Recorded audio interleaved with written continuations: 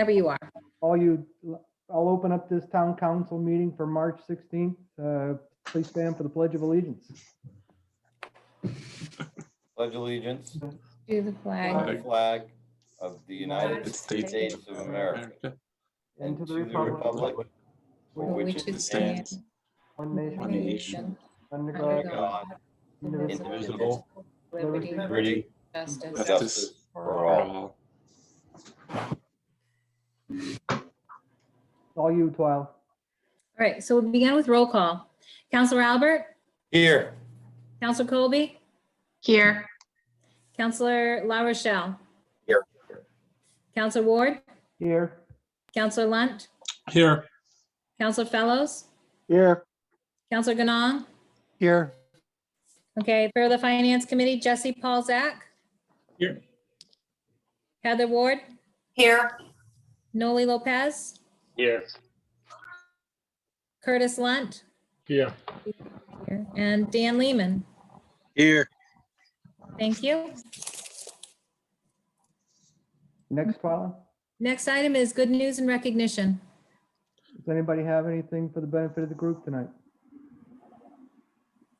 I have one from Mark Stevens.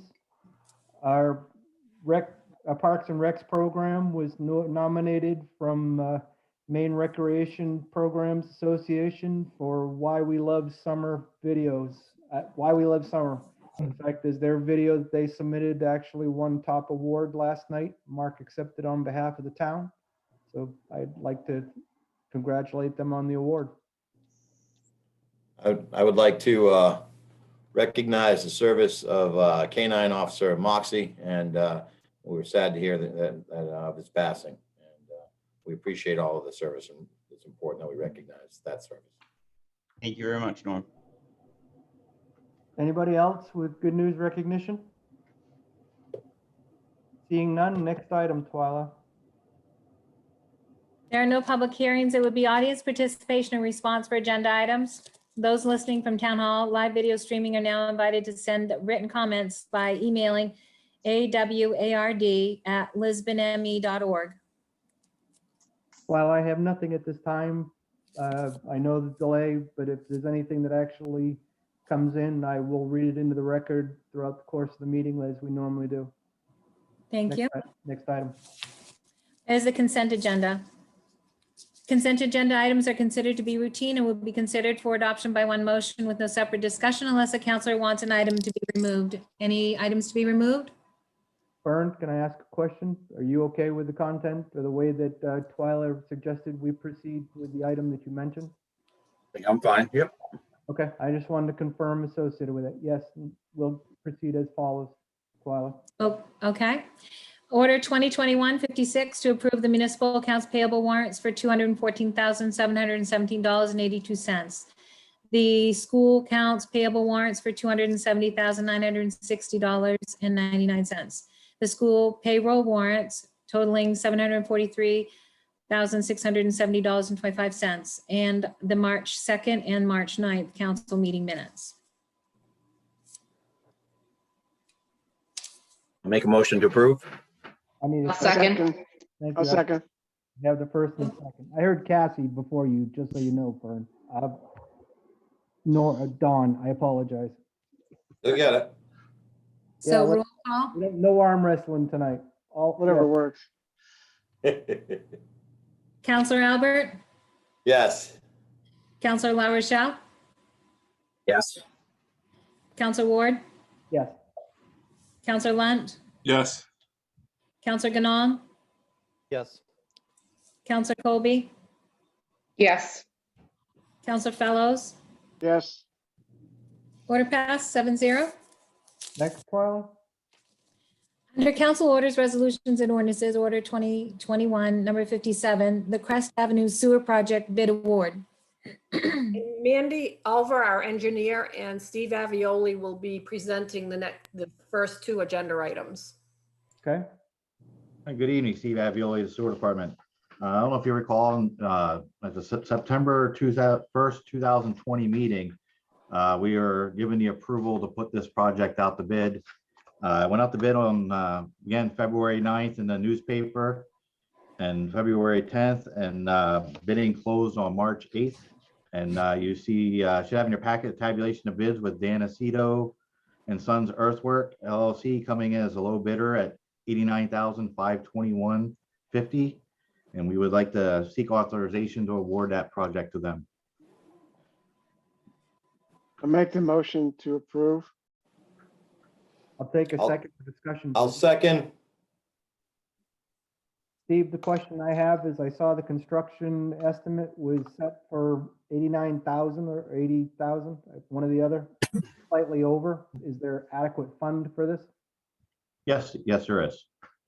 There is there- adequate. Was it an old construction estimate or was there anything in the bids that actually flagged why they came in higher? I would actually ask Mandy to chime in on that. It is an unknown. Basically, the cost per foot is what I see in the bids received for excavation and installation is where the majority of that, the difference in the price is coming from. Yeah, Mandy Oliver. The actual construction estimate we had was 89,000 and their bid was 89,521, which to me, I thought I was pretty happy that I hit the target. Everybody else was higher. And I mean, the last few years, I don't think it's any secret in the state of Maine that due to the limited number of contractors and rising costs of materials and difficulty in hiring people, that bids have been coming in high. So I was pleased to see it hit the target. And the estimate was done last summer, so it's not awfully old. And in that estimate, we did include 15% contingency, which is roughly $15,000. It's because, as Steve just mentioned, there are a lot of unknowns there. We don't know exactly where the force main is. And also, it is a unit price contract, so we're carrying items that we may or may not need.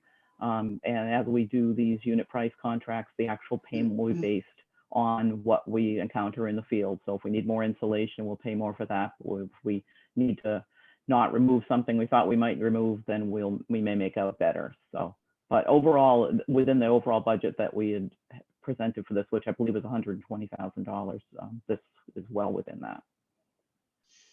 Thank you for that accounting for the public record. Thank you, Mandy. You're welcome. Any other questions of Steve or Mandy, guys? Mr. Chair, may I? Yes, fine.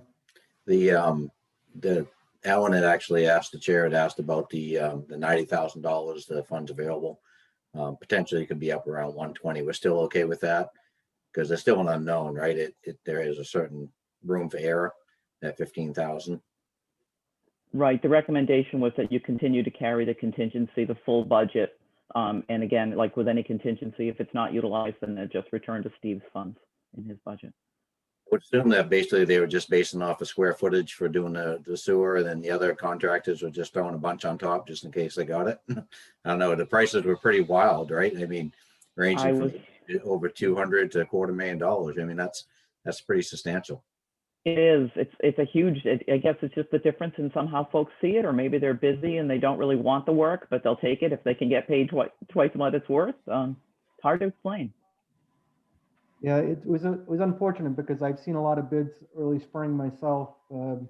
Usually there's a grouping you can rely on. The fact is we had one or two, maybe three, depending if you went that far out on hours, and then the grouping just got further spread out. So there's a certain level as the contractor's dance card has gotten full, then they'll do the work. You're going to pay a premium for it if it's the low bid accordingly. So that didn't surprise me. It disappointed me, but that's a very different thing. Also, Sure. the person that has a low bid is a local guy that actually is growing and actually has done a lot for the water department. So I'm really kind of excited to be able to allow someone that's actually from local, that's expanding, to actually get a project like that and help them move forward. So I think he'll do us well. It's the benefit of having a small local company getting a bid like that. I think it's a great opportunity.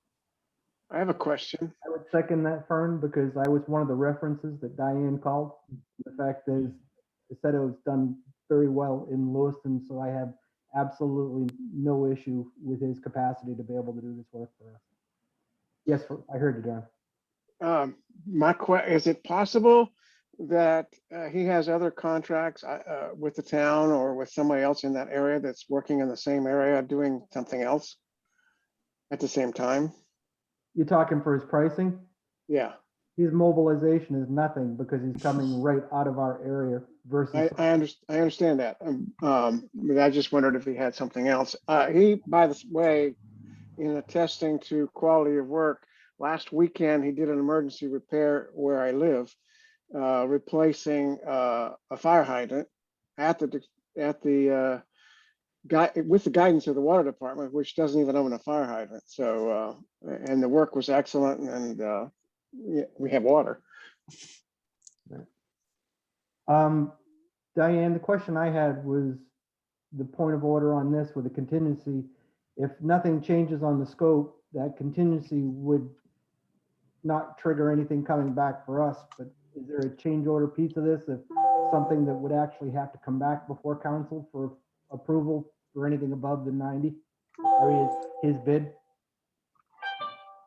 I think if it went above the 89 plus the contingency, we probably would need to come back to council. But it's based on construction estimates, so if nothing's changed, I would have no issue with the estimates versus actual. That doesn't have any additional work, but if something changed for some of the unknowns that Fern mentioned, I would expect that if that exceeds the contingency, that come back before us. Okay, Does that make sense? yep, I'm trying to actually not make it a barrier for Steve and Mandy to be able to work with Dan to be able to get the work done. But there's a certain point, if something is going to be substantially above that, that it comes back before us, or at least it goes for general consumption. no, I would agree with that. Any other questions of this item? I just have a point that Dan Lehman just emailed us saying that he got locked out. He lost his internet and I think he needs Twyla to let him back in. Okay, thank you, Mark.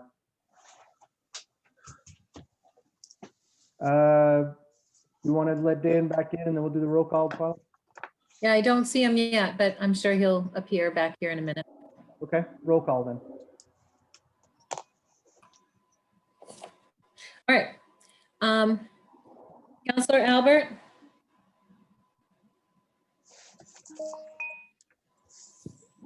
Norm disappeared too. Oh, there he is. Dan, he's yeah. on mute. I got him. All right. He's on mute. Let me unmute him. Let's see. Yeah, he's waving yes. So that's a yes. Yes. There's Albert. Okay.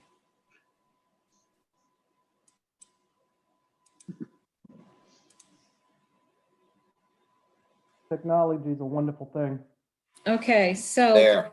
Rochelle, thank you. Counselor LaRochelle?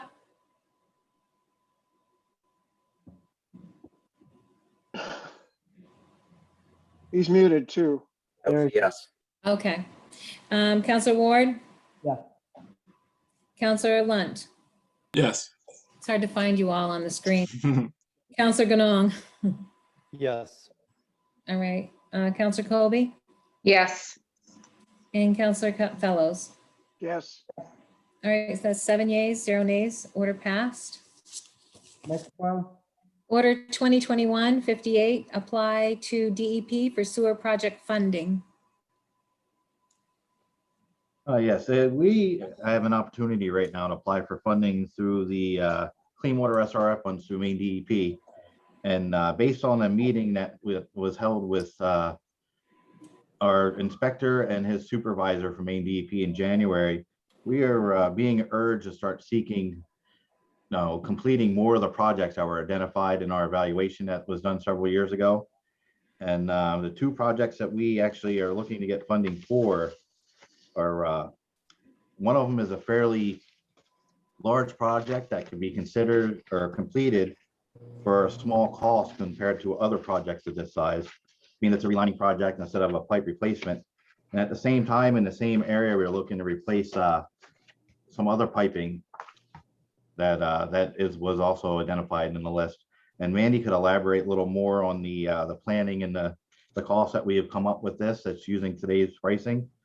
But we would like approval to be able to try to seek an SRF loan with a possibility of hopefully have a grant and more if available and granted to us.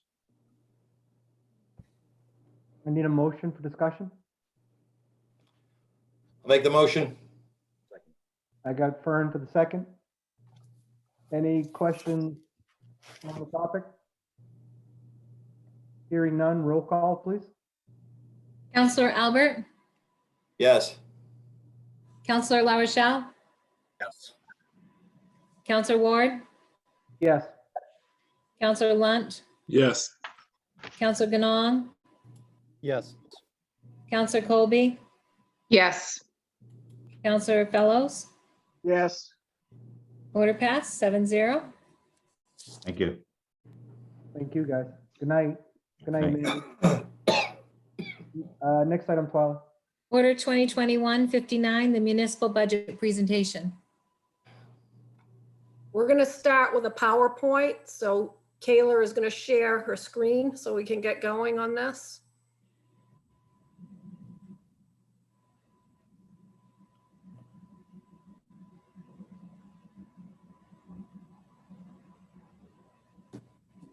So I just want you to know, we're doing it a little differently this year. We're doing a PowerPoint presentation.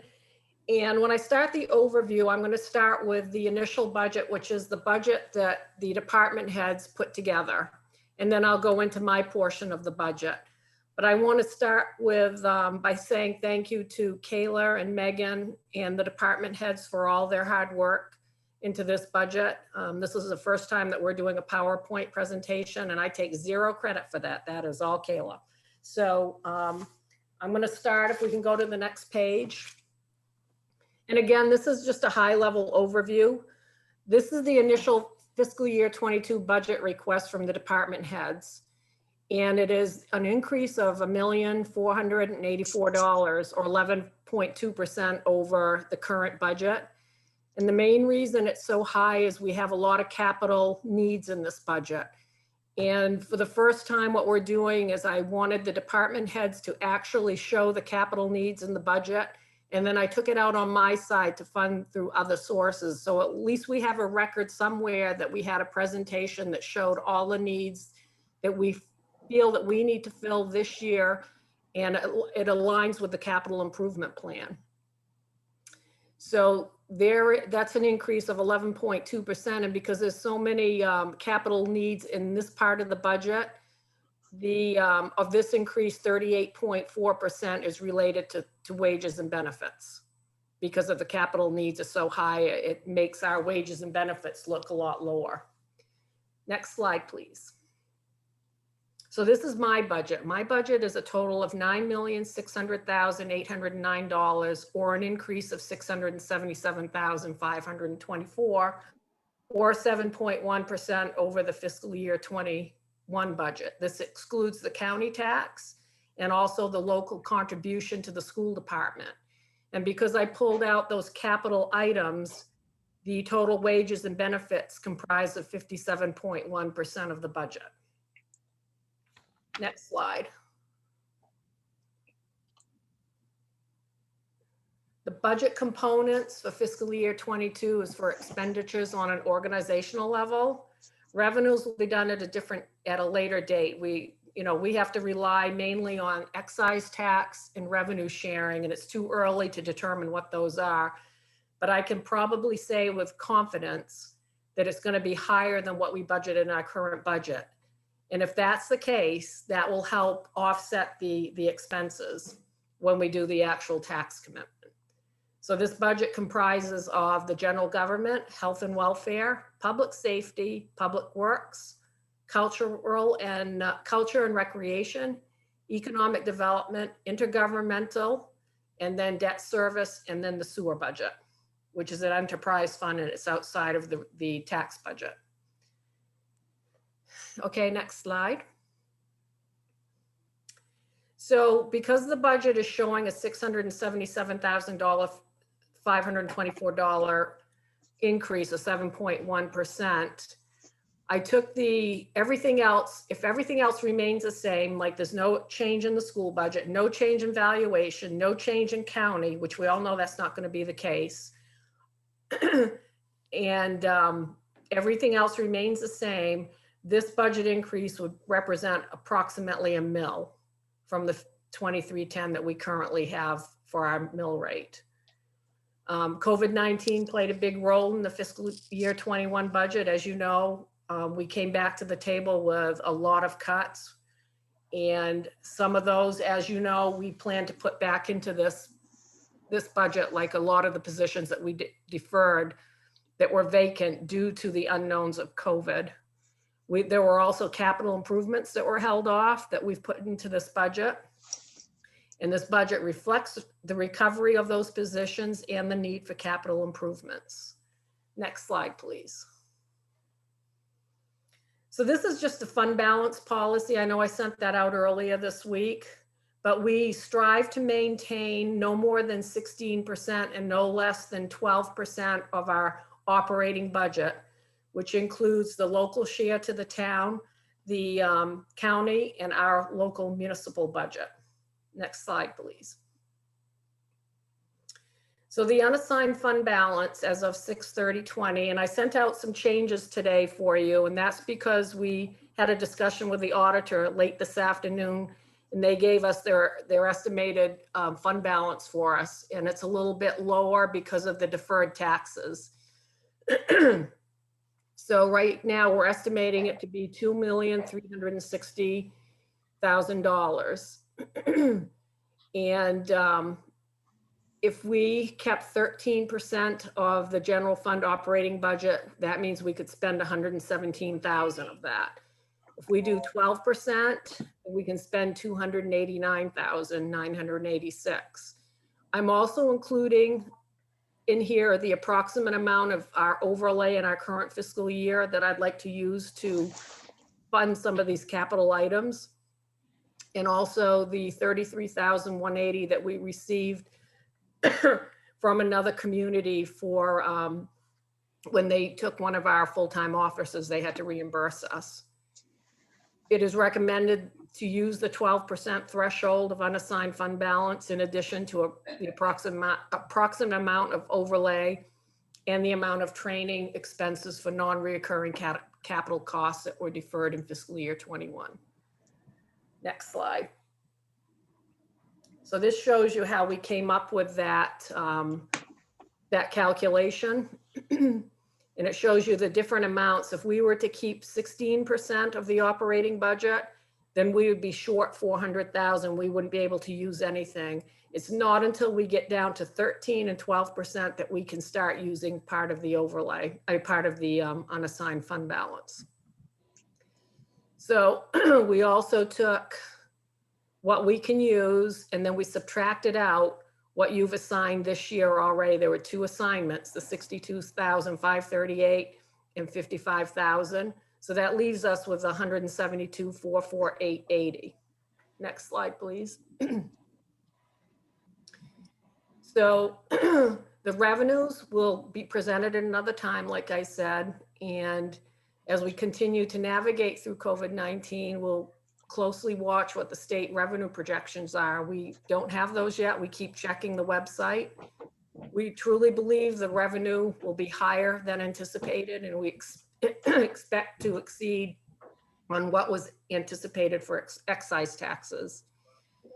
But on the flip side, the revenue from Parks and Recreation will be under what we projected because of not having because of COVID-19 and not being able to allow as many kids into his facility. And then the other factor that's an unknown is the filling of some current open positions. We funded those at the highest level of insurance, but as we fill those, we may be able to see a reduction in the budget. And the next slide.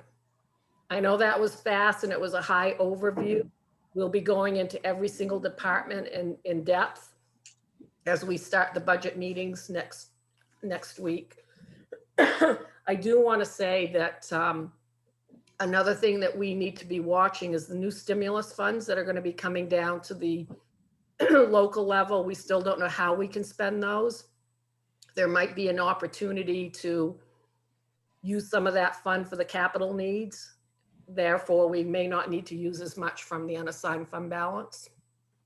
So that's something that we're keeping an eye on as well. Any questions?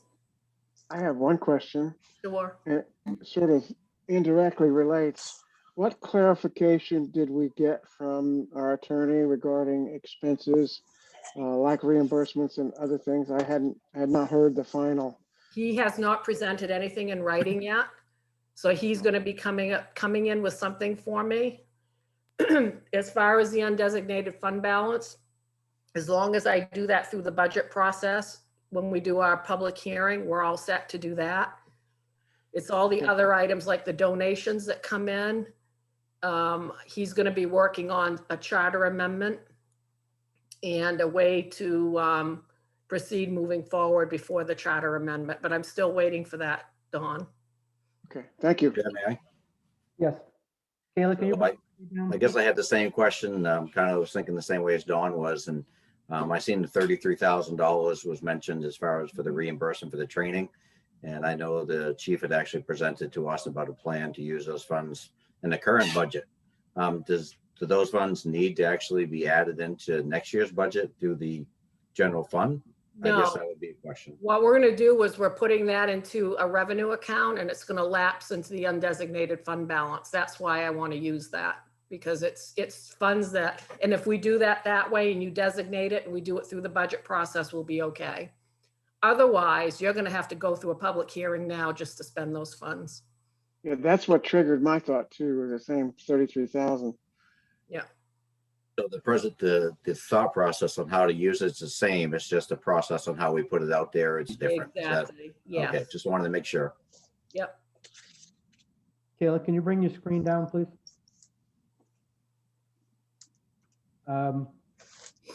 Diane, who's up next week for the first divisions for? I think it's the admin budgets. I have to look back at my, do you have that, Kayla, the schedule? But I think it's the town offices, admin. I believe that's first. Okay, perfect. Where I was going with that is just a reminder for the finance committee. Twyla sent 2 lists out, one with the school on it and one for the town side. If you guys have questions, please try to get them out, and that includes the council. Ask your questions in advance so Diane can get the answer from the departments. And that way the presentation can be focused strictly on the department's presentation that night. If not, by the time we get to public safety, it turns into a 3-hour marathon, and I'm still catching flack for that 2 years later. Yeah, if you look at the budget schedule, it will say the departments underneath it that we're going to be hearing from. Has everybody picked up their jump drives from the dispatch? Diane's got a ton of stuff that she's put on there. The 2 pieces that I saw that weren't, she's already provided you. One was that schedule, just to be able to give you a reference, and the other was the fund balance policy.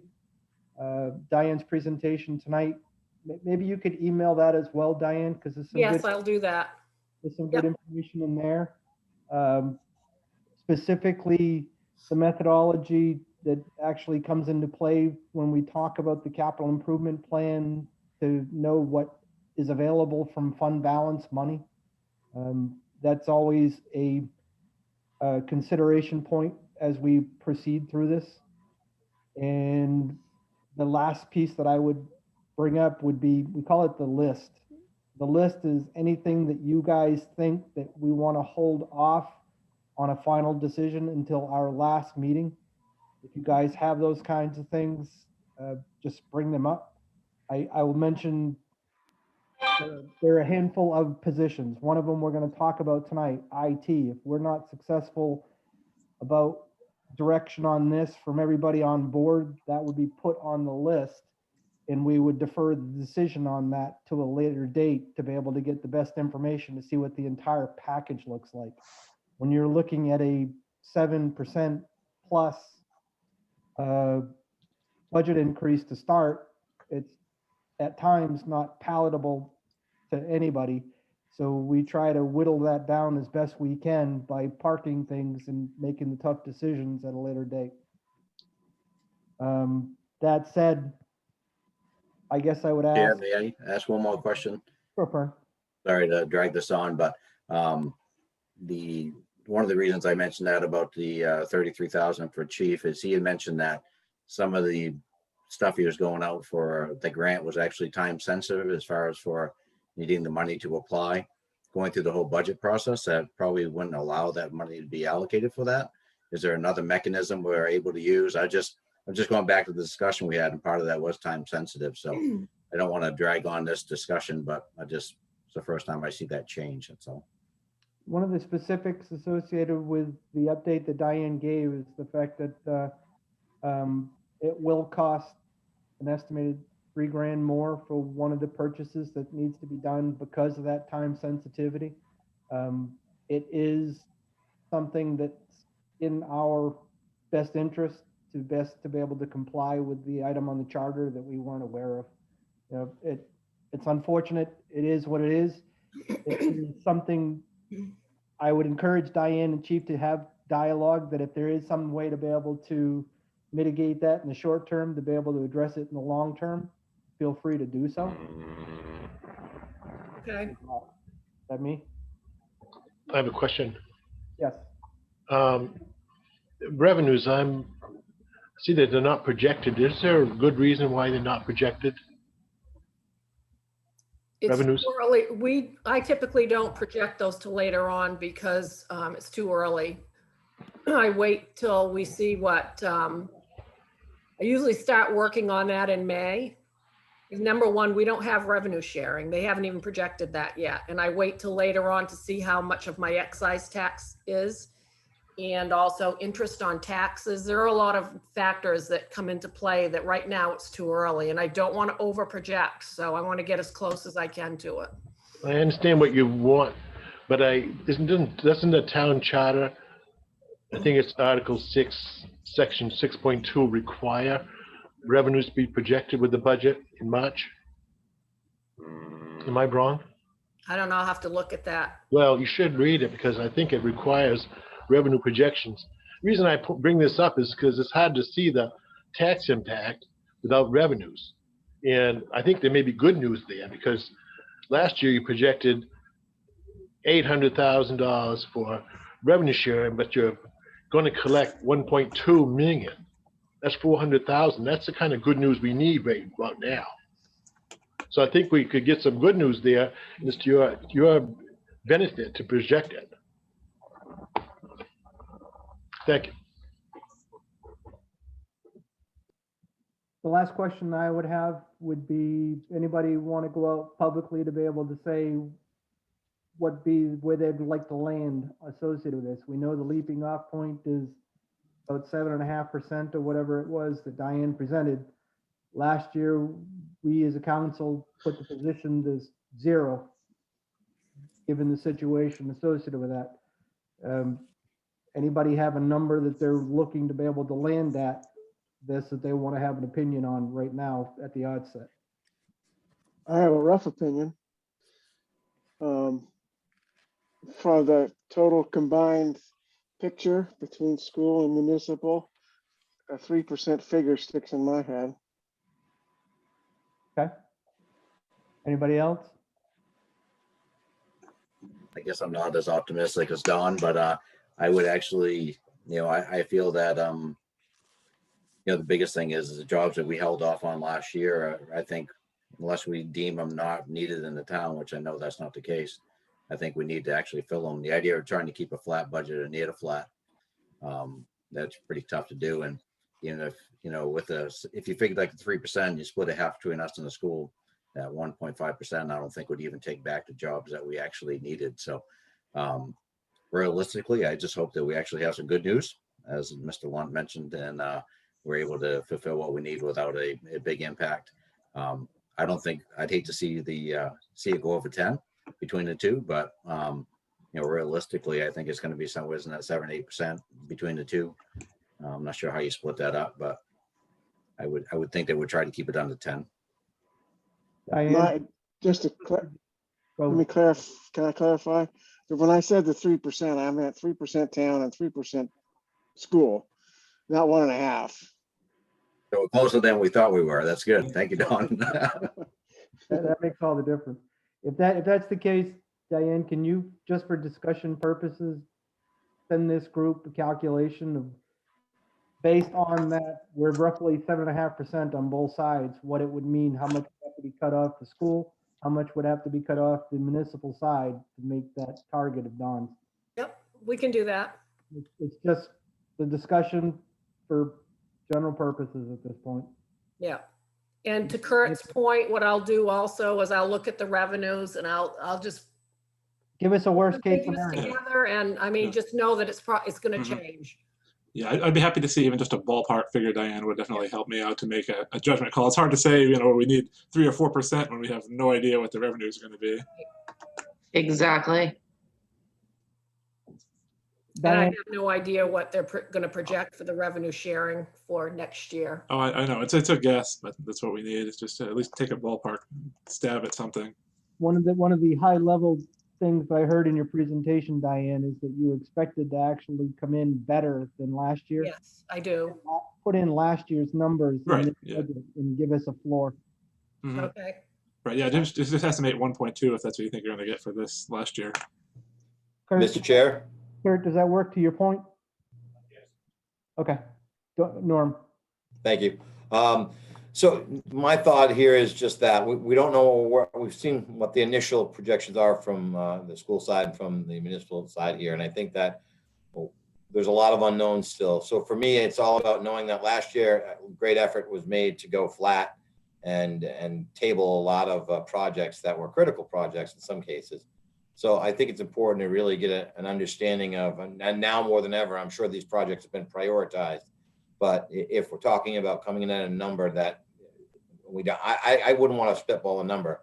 I think that my counterparts are brave for throwing numbers out there, and hats off to them for it. I think I'd rather see where we land first and start making some determinations based off of that, because there are projects that have to move forward. And I know that we had to put them off last year, but we can't hold them off forever. So we're going to have to talk about what that might look like. But I think to be conservative in our approach is the only choice we have, because the taxpayers, let's be honest, we're coming out of this thing and we're all still pretty much reeling. It's going to take a while for us to get back on our feet. So we have to be mindful of that. And that's all I got. if anybody read Diane's narrative associated with the budget, she's identified key things that, from her perspective, that she's put for priority. Some of them are positions, key things that are in there with the positions that were cut last year. IT that we talked about, and we'll be talking about again tonight, and per diem staffing at the fire department. Those kinds of priorities have a cost. What I, again, would repeat is, if anybody has any heartburn on any of those in interpreting what the priority is, I would defer that to the parking lot for something that actually is a later decision, because that last night is typically when we're coming down to those hard costs of what's going in this package that we support for a final budget. So agreed. I just was hoping to hear a leaping off point to be able to get an idea, because it all flies into what we have for a percent for COLA for the coming year. And when you have that dialogue, you, from top down, Diane to everybody down, is the fact is we have divided our people based on status of what union they're in, or if they're not in a union.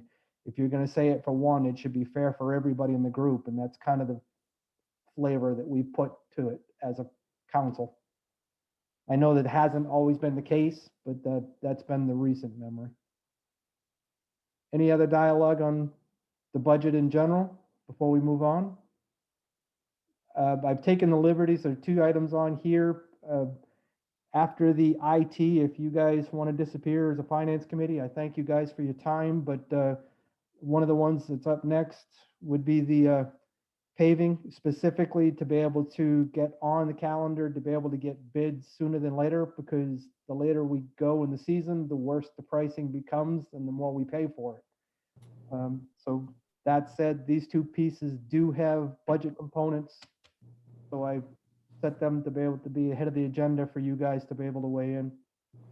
Next item, Twyla.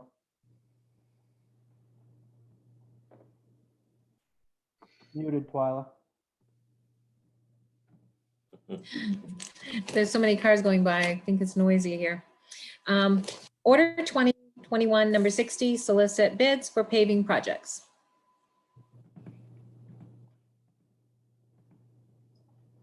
Now, this is where I chime in. I'm requesting to send RFP for paving at the earliest possible date. The following streets, as I've given you a list, there's a few corrections I have to make as far as the lineal footage and the mileage. First one is Josephine Street. It's only 650.14 feet long with a 0.12 miles. The next one would be Vining, and that's going all the way through to Charity Street. I should have put in there Faith Street because Vining turns into Faith at Royal and Second. And the length of that is 3,728 feet for a distance of 0.71 miles. And the other one was Wag Road. Of course, it's not 4.1 miles long. The total footage on that is 1,862.7 feet at a distance of 0.35 miles. We had also discussed, Diane and I, we're going to try, depending on where we are with footage and tonnage and everything else with these bids, is probably trying to throw in the municipal parking that we're going to be building, which is on Booker Street, Union Street, and behind Rusty Lantern. Seeing if we can get those included.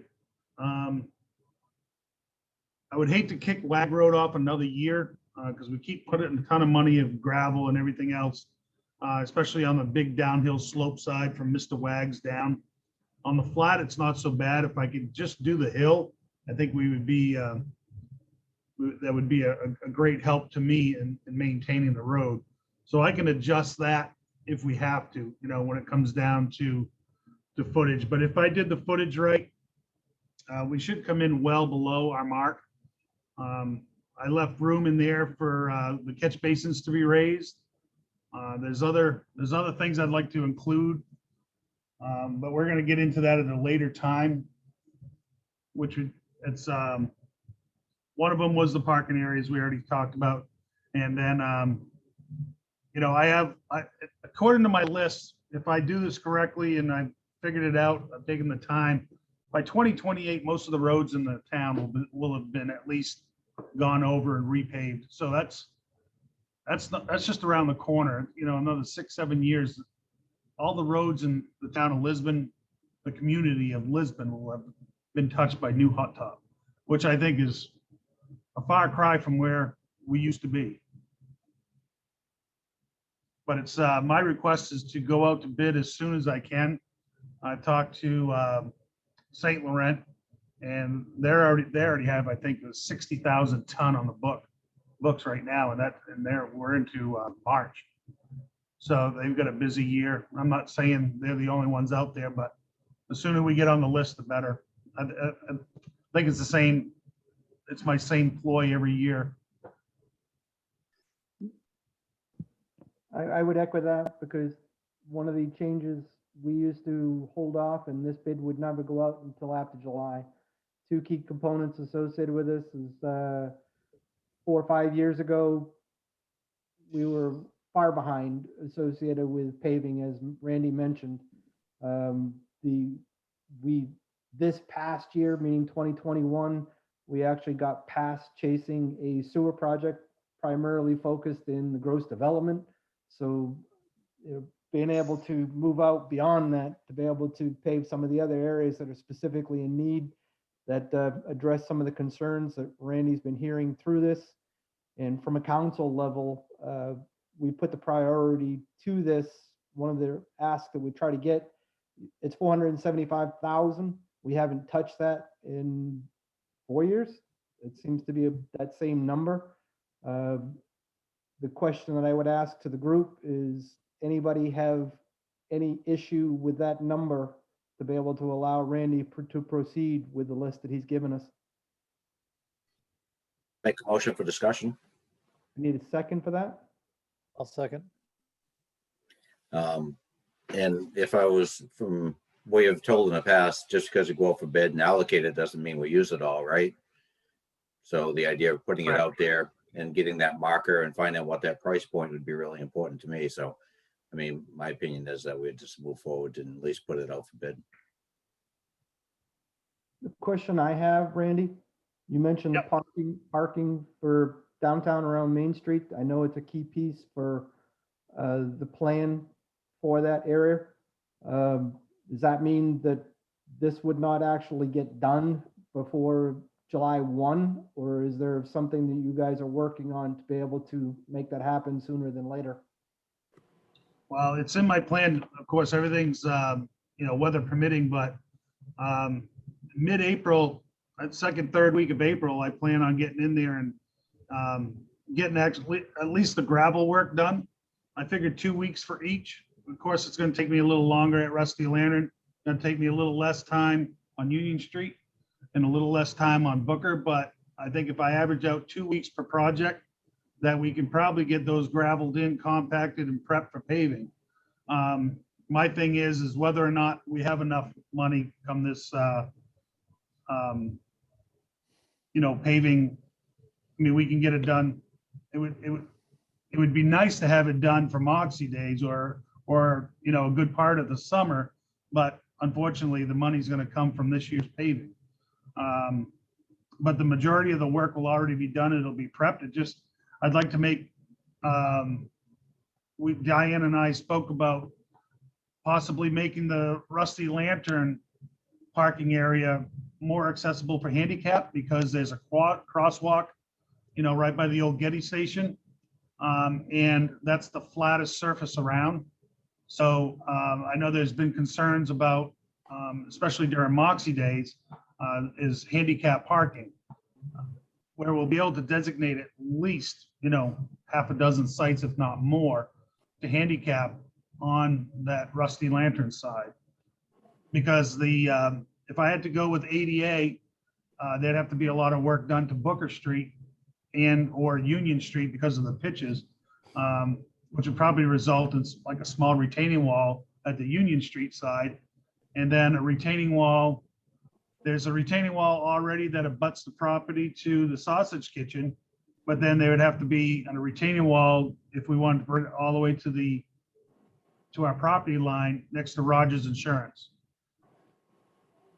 So ADA wise, I think the best bet would be the Rusty Lantern location for handicap parking. But the answer to your question is all the prep work will be done as far as the parking lots are concerned. It's just the money for paving. If it comes from someplace else and we can pay it back, like borrow it from somewhere to pay it back once my budget comes through.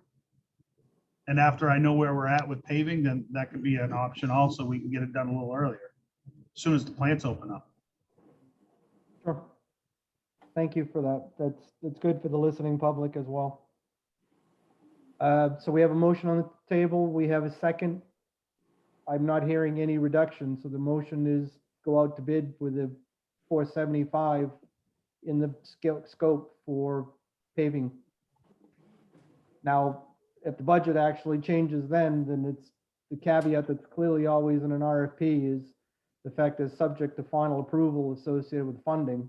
So going out now does not, to Fern's point, actually preclude us from actually pulling something back at a later date. Anybody from Finance Committee? Nobody? Any issues with that? Alan, Okay. how many years has it been at 475? I want to say it's 4. Well, I'd say make it around 500, but I'd be getting away on my 3% probably. Yeah, you're working against it. You're all over. Yeah. We're going to just say your mic cut out. I didn't hear that. Okay. All right. So hearing no other items on that, a roll call, Twyla? All right. Counselor Albert, Yes. Counselor La Rochelle, Yes. Counselor Ward, Yes. Counselor Lunt, Yes. Counselor Ganong, Yes. Counselor Colby, Yes. Counselor Fellows, Yes. 7 yeas, 0 nays, order passed. Randy, before you disappear, I got one right in your wheelhouse. Yeah. Twyla, this is typically one that would be for new business before the council. It's an email that I think Randy would want to hear. Hi, my name is Gary Allen, 8 Farnsworth Street. I am asking to have my street resurfaced. It is rough and extended about 70 feet because the plow in winter always scrapes my driveway and deposits sand and gravel on my lawn end of my house, Farnsworth Street. It is only a single lane street and about 13 feet wide and about 280 feet long. The street ends at my property line and the snowplow, in order to service the street, has to come onto my property to end my house to dump the snow. So I think it's fair to extend the street about 70 feet because it benefits the neighborhood. What was the length of that? He says 70 feet. Point No, that what I- was the length of the whole? If I do it all, I'll do it all. Was it 285 feet? 280 feet, yes, Randy. 280. And I don't want it to actually turn into the fact that somebody sends me an email and it jumps the list, Randy. I know you're working from a priority, but clearly from Mr. Allen's email associated with that at least the priority's been registered to the right person, given the point that it would actually be entered into our agenda. Let me just see what it would cost. I think I remember him coming before the town council once before and something complicated about the street. Maybe it's private, part of it's private property or something. Randy, you can work within that, and go through Diane to be able to go through the protocol that's actually there to be able to know what you have to do, because you presented a list of streets that are actually in the LCIP associated with that. So clearly, if there's a spring cleanup that needs to be done because of plowing and that type of stuff, you're already on that anyways. Just Right. food for thought based on the email that's received, please. According to my figures, it'd only be like $5,000 to do the whole road. Okay. Yeah. Okay. And to follow up on Don's point, I believe that there was a bunch of this and that he would have to deed over the section that he wants us to pay because we can't pay private driveways with public money. So he would have to work some kind of a deed swap to give us that part of the road. Right. That is correct. Because right now it's reclaimed, so of course everything gets pushed up on his property. So. And there's 2 ways to make equity, and one person's definition of fair is not always the way that it settles. So I'm going to leave that within the message was delivered to staff to be able to follow up. Was there another one? What's that, sir? Was there another one? You said you had a couple of emails? Nope, just the one that was in your wheelhouse. Before I knew this was the one item for you tonight. All right. Next item, Twyla. All right. Next item is order 2021-61 IT managed services bid results. So I recently went out to bid for IT managed services. I sent the bid RFP to several different companies and we received 2 bids. I was happy to see Burgess Technology and the amount that they came in at because I really didn't know what to expect once Roundtable increased their prices so much. So anyway, the managed service plan that they quoted is $50,820. And then the backup services is $9,000, antivirus $1,848, and then the hosted anti-spam email protection for $4,080 for a total of $65,748. I did go back to them and I asked them to quote me a 3-year contract. And if we did a 3-year contract, they would give us a 5% discount on the Guardian package, which is that $50,820. And they would keep the pricing for the 3 years they wouldn't increase the pricing during the 3 years.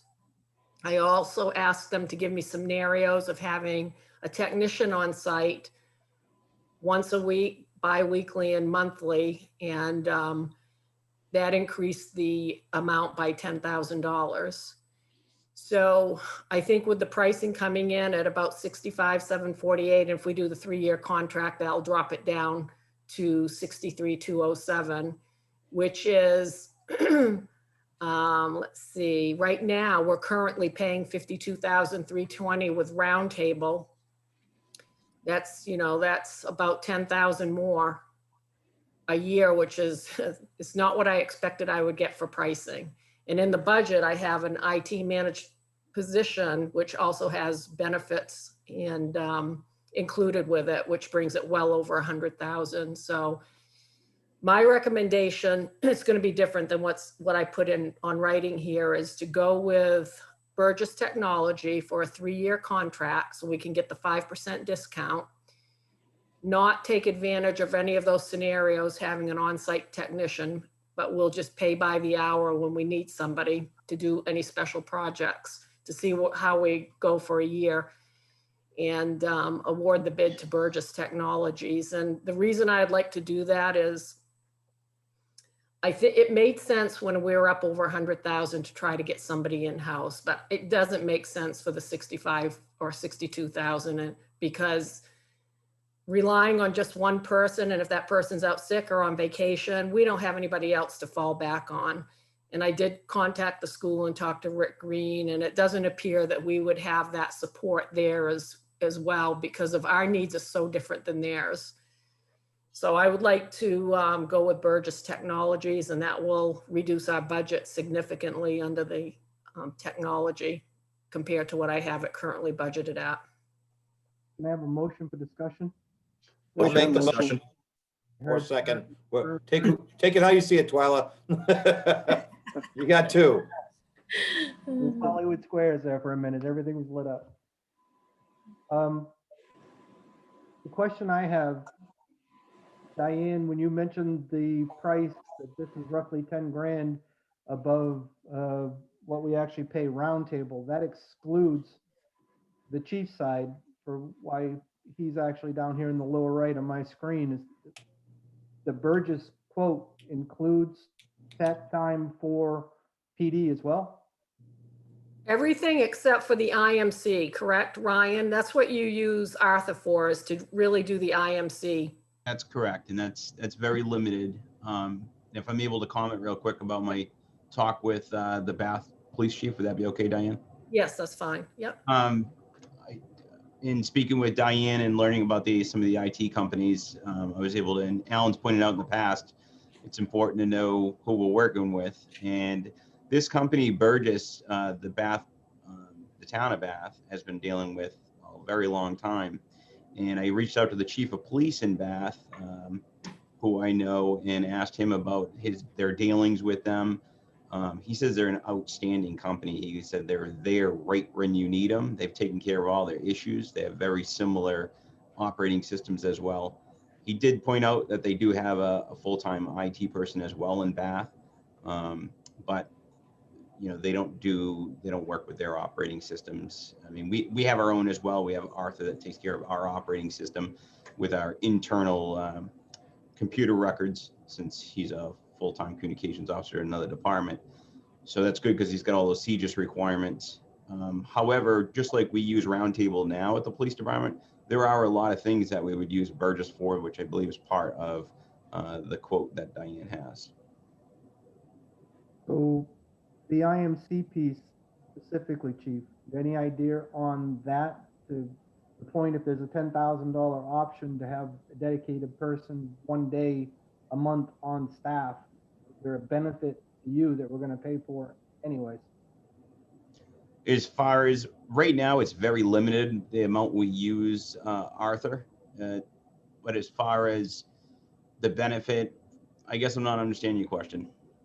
Okay, I was just on a fishing expedition to be able to figure out if there, knowing what is in your budget currently plus what we pay for Roundtable, I think the number is less than the 10,000. So we have an apples to apples for somebody that is covering all of the IT for this town versus one for the police side and Roundtable that's been doing the town side, if you will.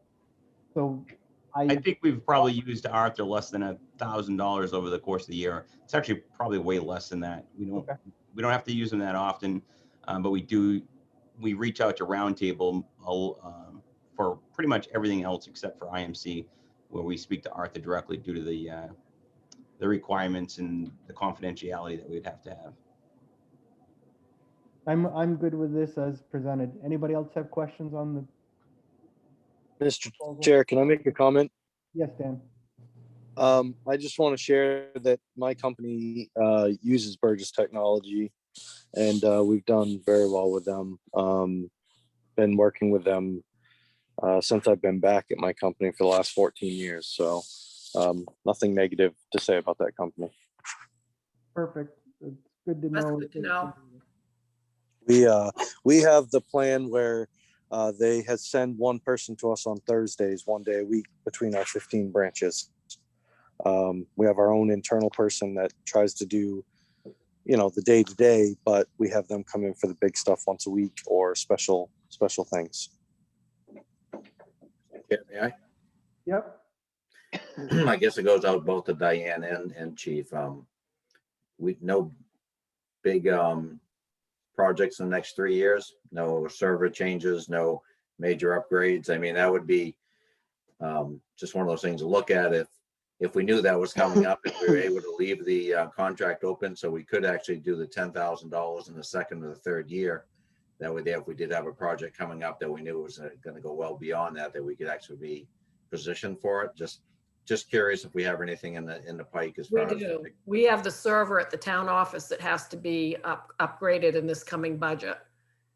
And I have a quote to do that from Roundtable at 19,000. And that would include labor and everything. Could we actually get a quote ahead of time with this company also? I mean, it sounds from the references, we're actually got a good company we're working with. If we know we have items coming up, to me, it'd be better off to negotiate that before we get started than after, but that's just my opinion. Full disclosure, I really strongly feel that there'll be legislation coming out within the next couple of years with police body worn cameras being mandatory across the state. That's going to be a very large expense. I do know that majority of the states that have done this, there's been grants that have followed. So I think you guys know me by now. I have no problem applying for grants. One of the reasons why I'm on here tonight. But so essentially we're waiting for that to come down from the state to see what it's going to look like.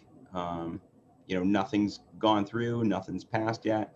But long term, that is obviously what we're looking at, but it obviously comes down to money, and then servers can get extremely expensive, and high definition video takes a lot of space up. So it's something I'm actively looking at and actively, keeping my eyes open for grants as well, to be a little bit proactive on that. But there's nothing right now, to my knowledge, that we're going to need for big projects. Mr. Chair, I just got a quick question for Chief. Along those lines, Chief, just off the top of your head, I'm not going to hold you to it here. What communities or cities right now in Maine are using body cams? Portland? Lewiston. Yeah, Portland's using it. Lewiston just got them, and I was told that it's huge money. Yeah. But it's worth it. I mean, we have cameras now. We don't have body cameras, but we have cruiser cameras in all our cruisers. It's quite frankly, it's the best thing. It's another tool of evidence. It's another evidence tool that we can use. So, but a lot of agencies are going that direction. And at some point here, it will be mandatory across the state. And when that usually happens, when the state comes down making something mandatory, then they're providing grant funding as well to help agencies out. So my last question is, does this, now you've talked about it out loud with us, is there a line item in the CIP anywhere for this? Thinking about that. Because I think if it's a large expense and we know it's coming down the pipe, I think if nothing else, just putting a place marker and being mindful of it. We don't really have to your point, how can we really get a cost associated with it? We really don't know yet. We're still waiting for things to come down, but just thinking about it and talking it through. Yeah, no, Norman, I agree with you. The problem with body worn cameras there's such a large spectrum of what there are for cameras out there. there's a very low spectrum, and the highest spectrum, you'd probably fall out of your chair. And I think this is definitely something that in a town like Lisbon, I should be looking for grant money to be buying this, and not going to the townspeople saying, hey, I need $400,000 to buy these cameras. This is something that, you know, I really think that there'll be funding available. And you know, the WatchGuard cameras we have in our cruisers, you know, back in the day, those were purchased with grant money. I'm going to continue to strive towards that. I think that's the direction I should be looking for, something like that. I agree with you 100%. I think for me, it was just more about, and it's early, but I think getting the number and then understanding this is the number, and then we can show what we offset with the grant money, hopefully all of it. But even if we don't, at least we can show where we started and then how much we knocked off. But that's it. This is a conversation for another day. We're on IT, and I'm going to stop derailing us. Thank you, Chief. You're welcome. The only point that I would make to that, Norm, on the IT for the body cameras is the fact that the largest chunk of that cost is the backup. We don't have the capacity to be able to store this data that you're now taking in, that you need to be able to push to the cloud.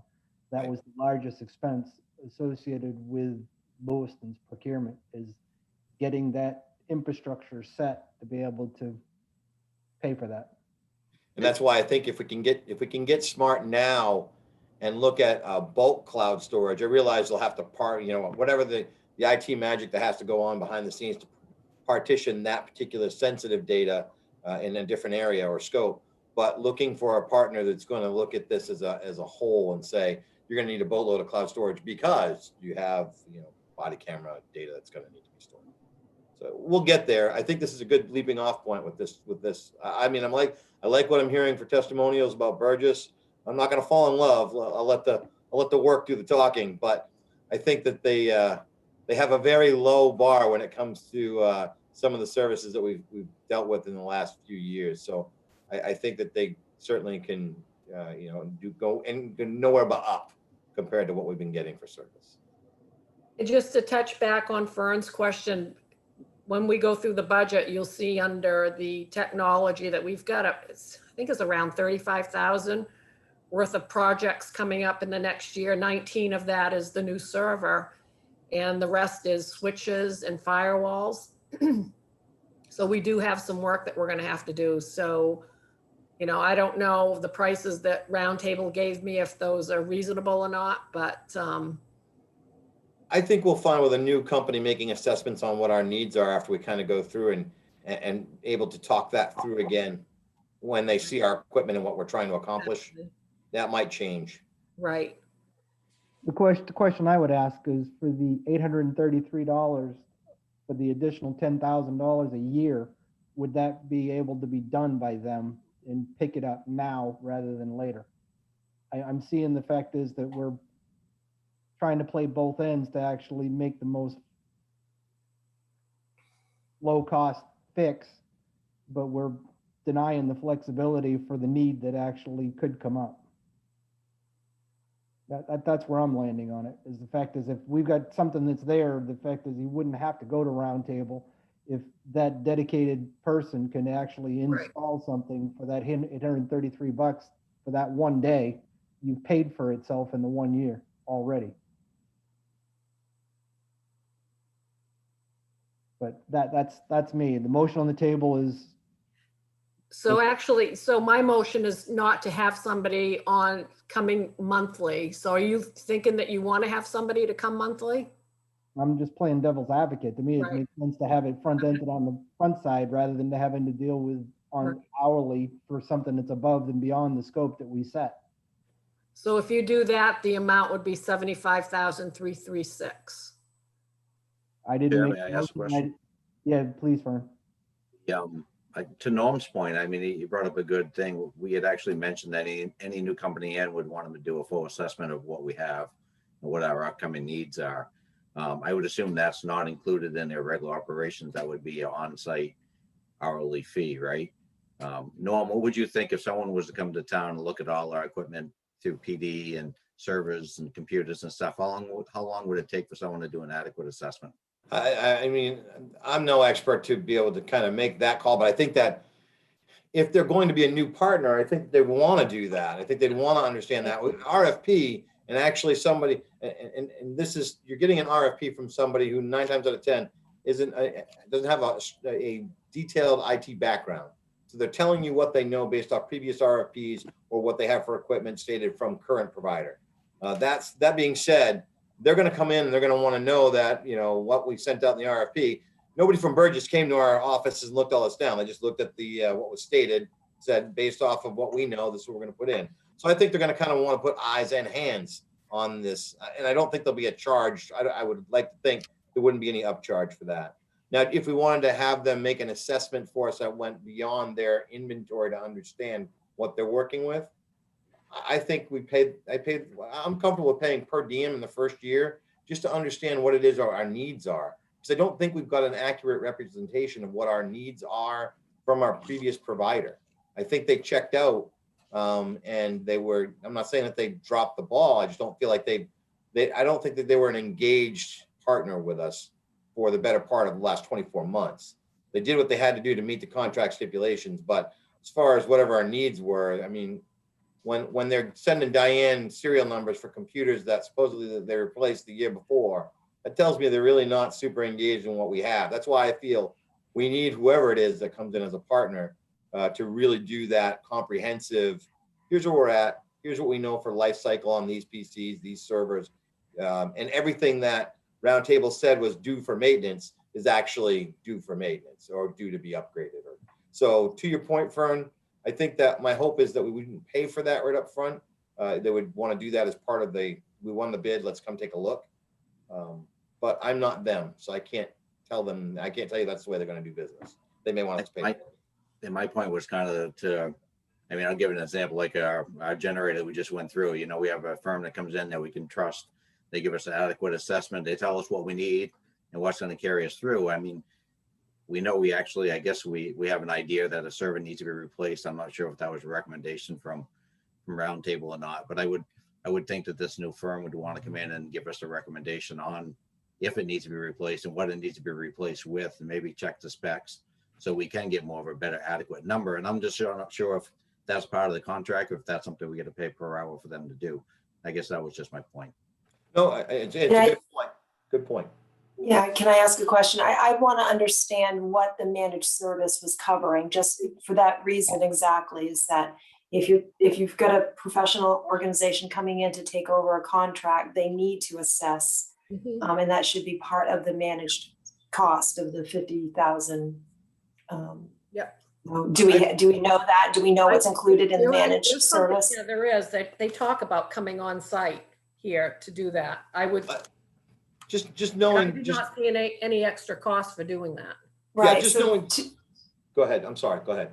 Typically, the additional, like coming on site, that's kind of considered the help desk function of what you're paying for. And so now we're saying that we would pay for it as needed rather than having a block of time for help desk inquiries.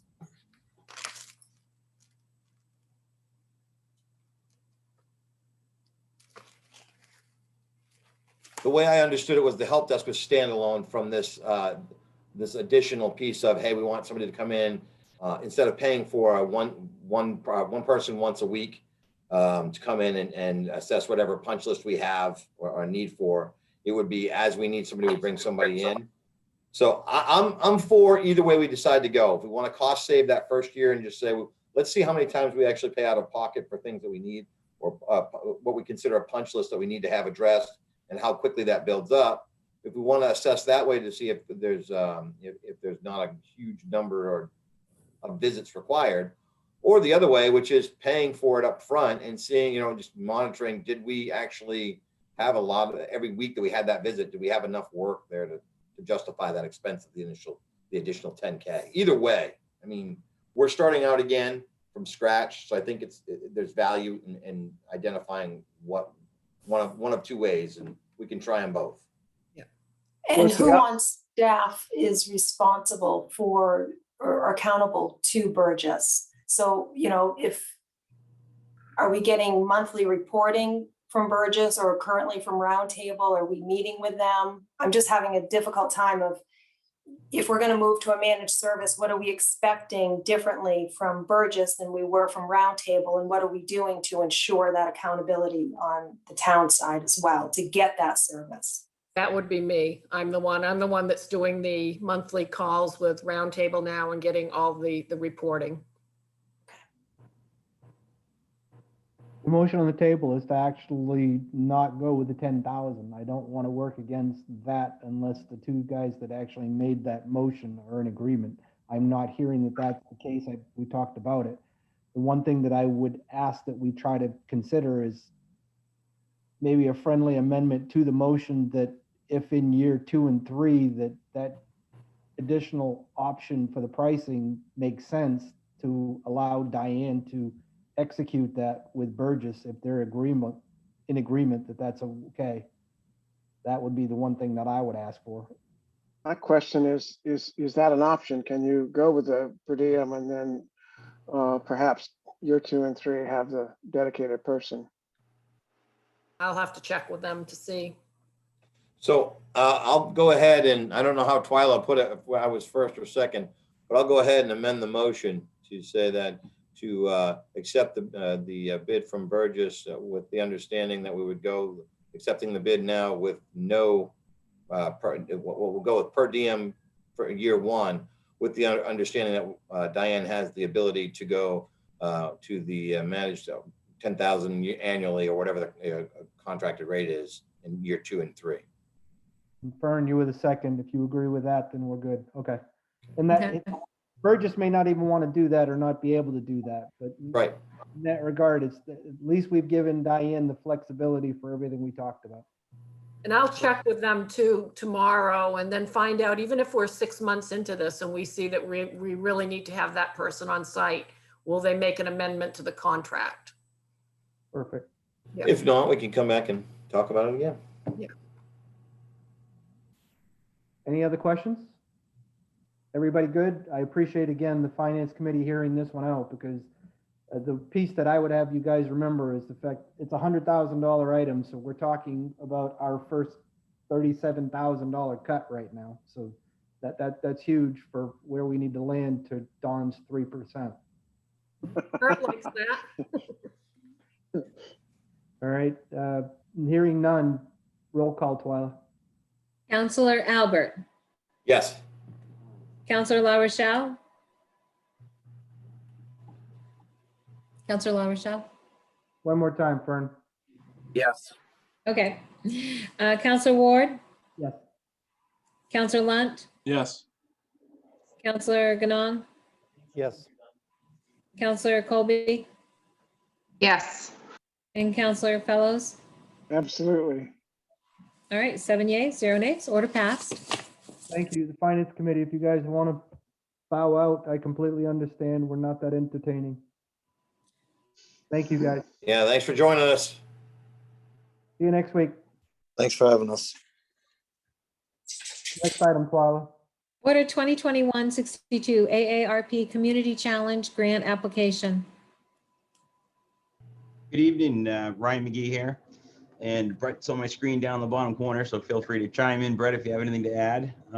We're here tonight presenting the AARP Community Challenge Program, which provides small grants to fund quick action projects that can help communities become more livable for people of all ages. Applications are accepted for projects to improve public spaces, housing, transportation, civic engagement, coronavirus recovery, diversity, and inclusion, and more. AARP stands for the American Association of Retired Persons. And the Town of Lisbon's Police Department, Public Works Department, Parks and Recreation, and the Economic and Community Development Departments, we've teamed up to develop a project to improve pedestrian safety and mobility in Lisbon village areas. This collaborative project will include the installation of a raised speed table on School Street to slow vehicle traffic. School Street has been a concern for the police department over the years, and we've done many enforcement details in that location. If you're not aware, a raised speed table, if anybody's been in downtown Brunswick, the big speed bumps in downtown Brunswick that are paved, that's what we're looking at here, okay? We're also looking to slow vehicle traffic and purchase and install 12 in-street crosswalk signs. and community engagement throughout celebratory painting of the crosswalks during the summer of 2021. This proposed project will assist Lisbon residents and visitors of all ages to safely access the MTM Center location, local trails and parks, Grassy Square, and village businesses in Lisbon and Lisbon Falls. The budget for the proposed projects is $22,500. There is no matching funds are required. The application is due April 14th, and awards will be announced in June of 2021. Public Works has the capacity to complete the project as proposed. The Lisbon Police Department, we project as a top public safety priority in that location, in that area. It's important just for the council to know that this has been a collaboration between Brett Richardson, Randy Sayre, Mark Stevens, and myself. We have had meetings and will continue to meet, and bringing up ideas and different things to address safety concerns in the town. So this is something we're all working together, which is great, and looking forward for approval of this to move forward. Motion for discussion, please. I'll make the motion. A second. I heard Don for the second.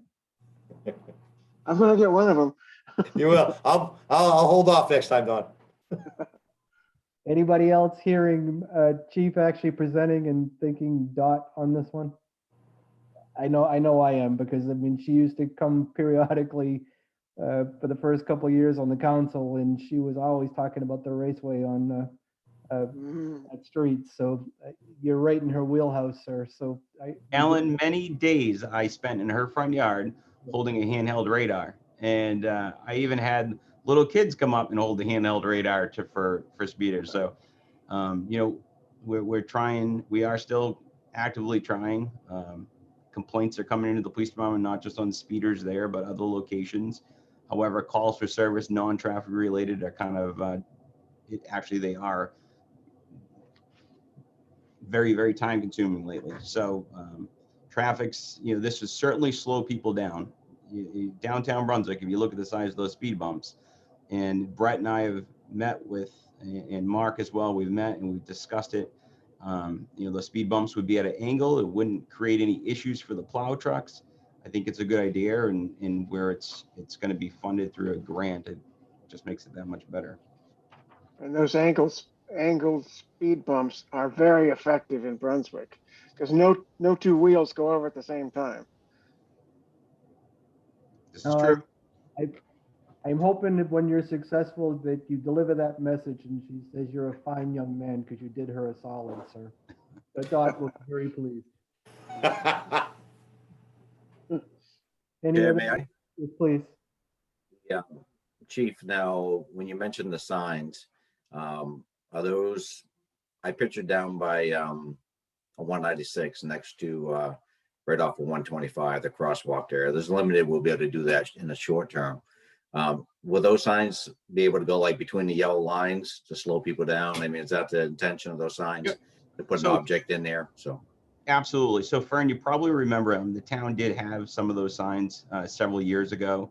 As the type of sign that our little committee sat on and talked about, there's a sign that even if it gets hit by a car, it comes down, it can spring back up. Yes, there could be scratches on it and whatnot, but it allows Public Works to bolt them into the ground. They'd be mounted on the double yellow line. We literally went on Google Maps in our meeting and plotted out looking at all the different crosswalks. That's how we came up with the total number. And it wasn't just right down in Lisbon Falls or up in Lisbon. We looked at other places where we know a lot of people cross. If you look at 196 right at Blethen Street, kids cross that location all the time, and that's a great spot for one as well. If you look on School Street right at 196, there's a crosswalk there, and I've seen a lot of people crossing there as well. The crosswalk that the town put in down near Davis Street 196 with the lights, that's awesome. Those work great, and that's a huge tool to keep people safe. This grant is excellent, and the simple fact is these signs alert people, and especially this time of year. The sidewalks, they've been plowed all winter, salted and sanded. They're starting to get worn down. You can't paint them in the middle of the winter, and we're not going to have the signs up in the winter, but pretty shortly we'll be able to get those signs back up when people are around and moving around. And it's going to just kind of be a reminder for drivers that, hey, there's a crosswalk there, so they see someone on the side of the road. I truly believe that sometimes it's unintentional, that someone just didn't realize the person was off the side of the road on the sidewalk, because some people don't walk right up to the edge of the road, and I've stopped people myself over the years that said, geez, I just really did not see them. And I tend to believe some people. I think this is a good reminder to try to keep people in the community safe. And, they're not cheap. I mean, they're upwards of $300 to $350 for these signs. So it's a great way to try to help keep people safe. And, we have had complaints about people not stopping at the crosswalk. So I think this is a good way to be proactive. And I really think, like Alan said, and no, I agree with Daw as well. And, there's other people that have chimed in over the years.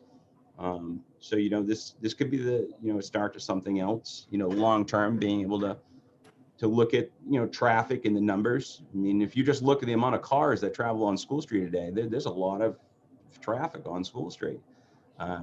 And our main concern, top priority, Brett, Randy, Mark Stevens, and myself, is community safety and community involvement. And I think that this American Association of Retired Persons grant is a great way to do that without having to ask the town for any money, but be able to provide something to keep people safe. Any other items for Steve or Brett on this, guys? Mr. Chair, Go, Jeff. just one question. So what is going to be entailed with the celebratory painting of crosswalks? I'll let Brett You talk mentioned about in that one. here. I'm sorry, could you restate the question? I had a little bit of a glitch there in my internet connection. I was wondering if you could elaborate on what the celebratory painting of the crosswalks will be.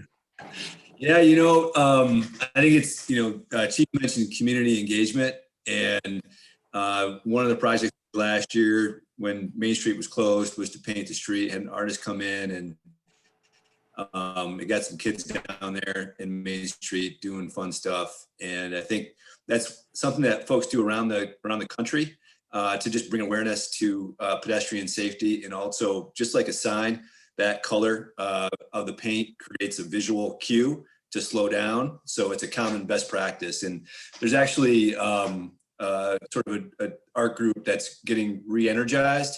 And this will be a great project for them to get some volunteers involved and have a fun Saturday morning, a couple times during the summer, painting the street. And there's educational opportunities around it too. So Counselor, if you have good designs in mind, we're all ears. I don't think you want me involved in that aspect of the sidewalks. I'll leave that to the pros. All right. Good question. Anything else? Hearing none, roll call, Twile. Counselor Albert, Yes. Counselor La Rochelle, One more time, Fern. Yes. Counselor Ward, Yes.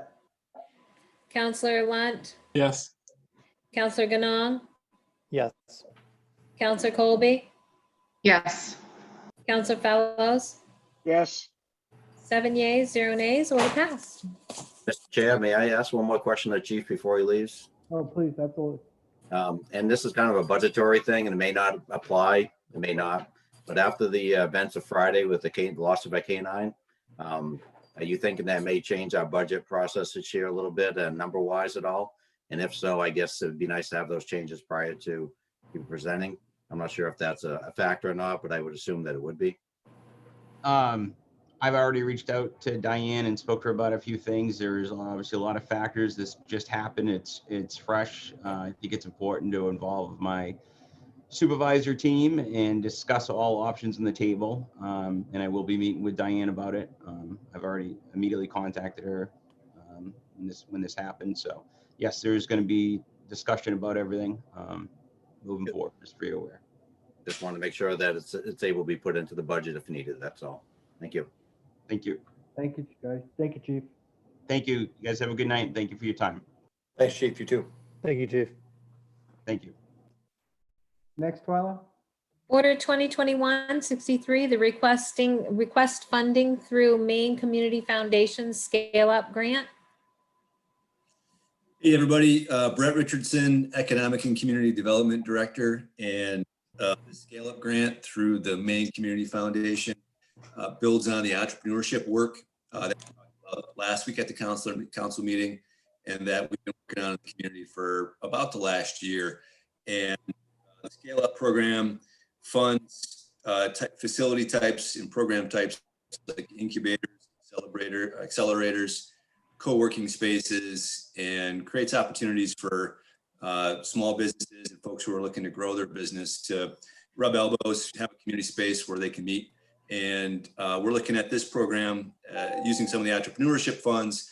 But the reality is that we're likely going to need more funding to really see that project through. And going through that entrepreneurship program funded by the Maine Community Foundation, it made it pretty clear to us that we should apply for this and that we would be a good fit to continue to support the work.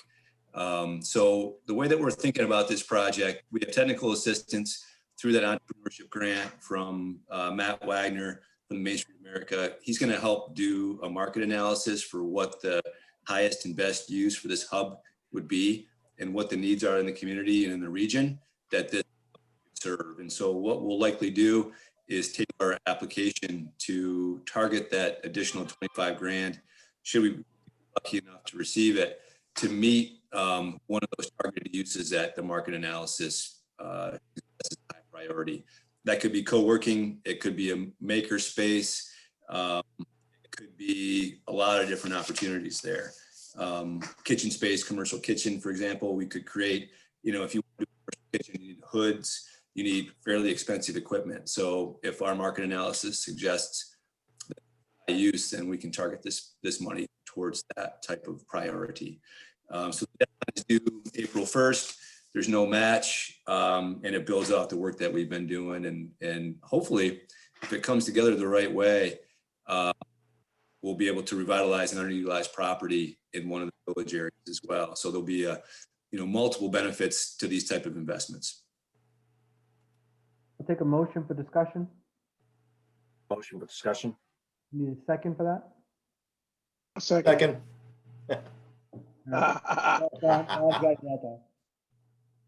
All right, any questions of Brett on the topic? No money match. I think we're kind of crazy not to move forward with it, but. Right. Hearing none, roll call, Twyla. You're on mute, though. Counselor Albert, Yes. Counselor La Rochelle, Yes. Counselor Ward, Yes. Counselor Lunt, Yes. Counselor Ganong, Yes. Counselor Colby, Yes. Counselor Fellows, Yes. order passed 7-0. Thank you all. Have a good night. Night, Brett. Hi, Brett. Thanks, Brett. Next item? Order 2021-64 to adopt the solar array moratorium ordinance, emergency ordinance. Overview on this one, Diane, or Excuse me? overview on this one? You guys, Oh. we voted at the last meeting to have Diane work with legal to come up with a moratorium. You're seeing the language here. I will say that there was misunderstanding on the minutes, that understanding what would actually fall under this moratorium that we have in our packet, one side of the room versus the other, if you will. So I'd entertain a motion. We could either specific language in here for change as it sits. Twyla has asked for anything specific in that, and we would field those and then vote on the moratorium as its final version. Mr. Chair, Yep, I'd like to make a motion to move that we implement the solar moratorium as written. I need a second for that. If we don't have a I'll second. second. Okay, that's gonna, if it doesn't have a second, it died right there. All right, for discussion purposes, I'll entertain that. So who would like to go first? I just have a few words to say, if I could first. And then at some point, I have some written comments, but basically, if there is a misunderstanding and what was intended in the language, I apologize for that at the last meeting. I believed, and it is in the minutes, what I thought when we were doing this. And I'm not universally, I'm pretty sure at the time that there might have been some misunderstanding. The intent of my original motion was just as it is written, however it was interpreted. So if anybody else has discussion, go ahead, but I have some parting thoughts before we do anything else. Anybody? Chair, if I may. Yes, Brent. Again, even with Don, I mean, there was a lot of discussion back and forth for a long period of time. And if anything else, I think it's a good lesson for the council to actually, as Diane would say, we need to be more detailed on our motions, exactly what they are at the end of the day. Because the motion that actually was voted on was a very vague motion. It didn't actually give details. And we spent half hour to 45 minutes going over the details in our discussions, but not actually adding them into the motion. So it was all into the interpretation of whoever was listening. And that's why prior to me voting, I asked Diane directly if the way it was spoke at that point in time, would this actually include or not include Frost Hill? Because the whole discussion was, at what level do we start this moratorium? Was it actually proactive, retroactive?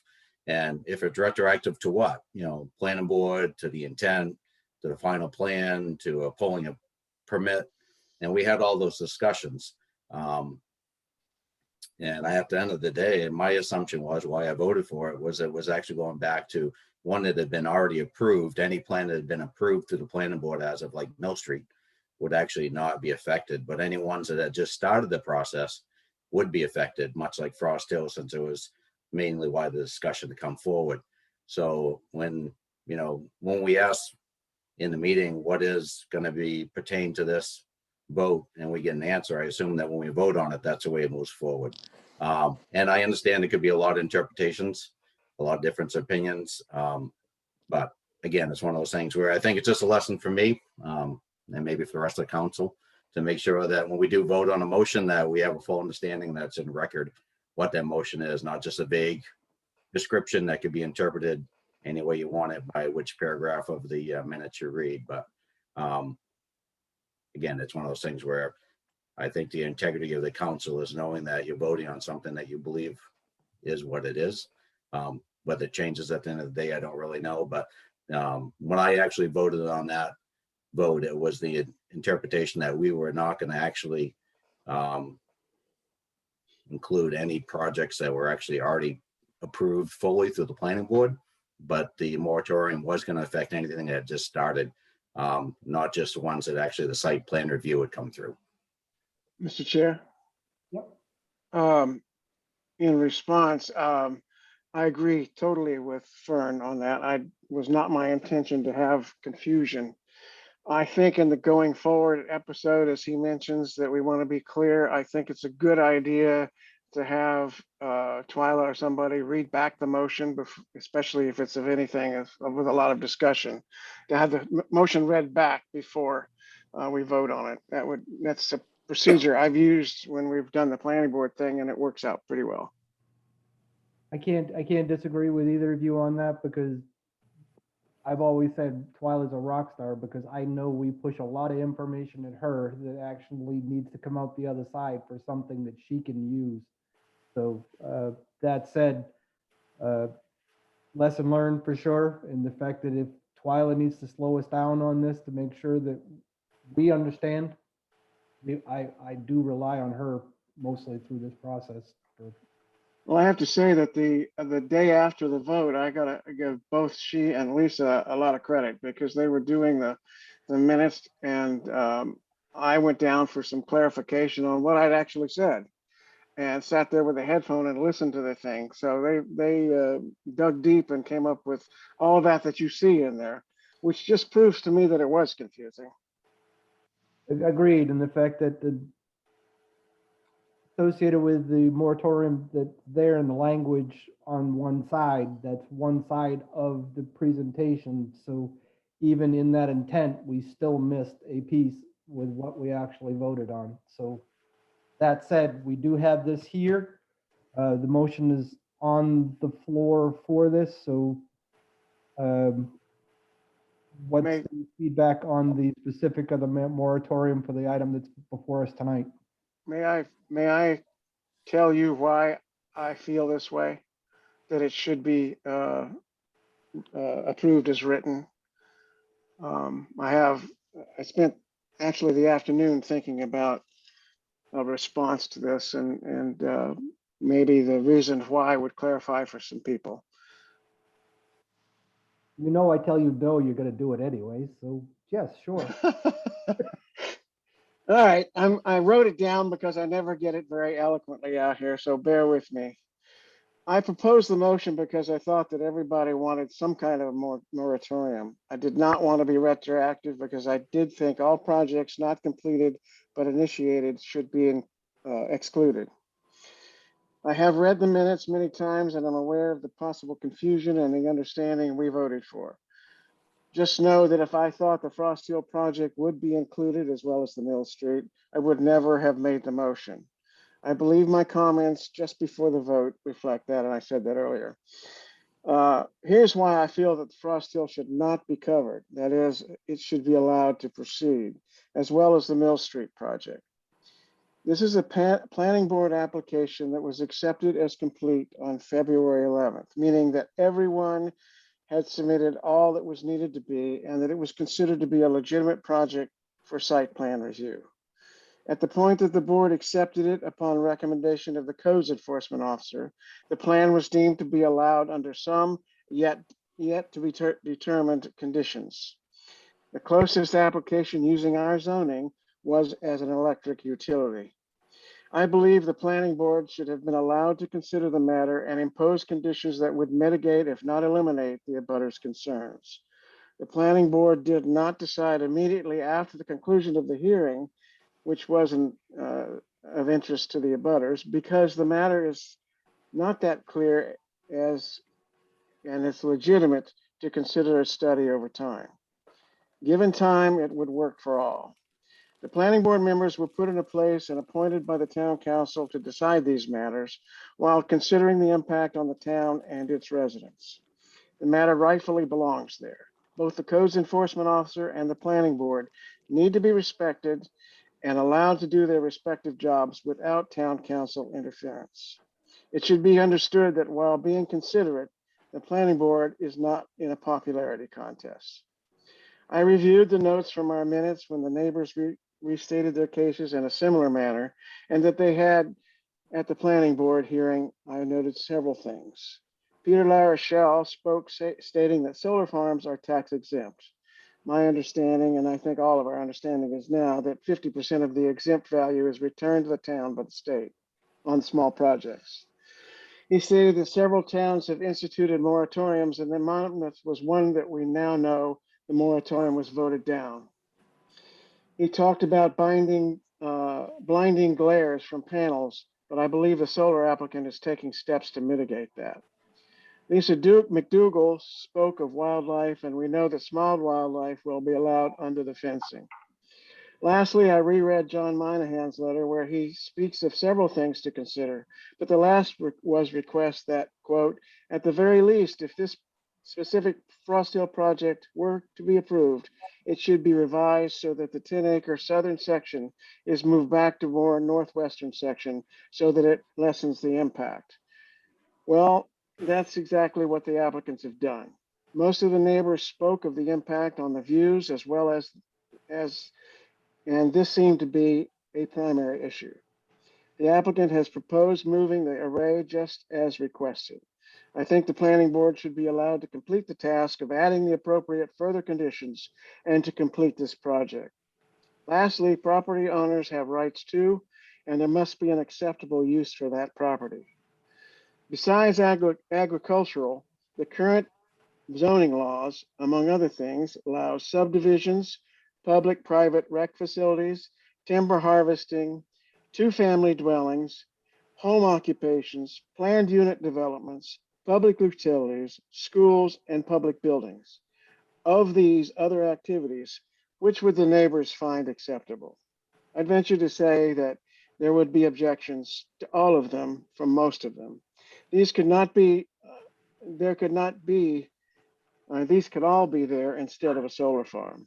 Yes, we should consider a moratorium, but this moratorium project should not be included. This solar can be done correctly if allowed to be considered to the fullest, and that's why I included this in the wording. Mr. Chair? Dawn, I was hoping, thank you for the statement, because I think that helped clear some things up. Obviously know where we all were at after the last meeting and the confusion surrounding it. I heard you say that the applicant has agreed to move the array. Is that in writing, or is that a verbal commitment that they've made to the planning board? No, they submitted a revised plan. They have, okay. So that revised plan has been submitted to the planning board to be included as part of the original process, right? Yes. Excellent. That's great to hear.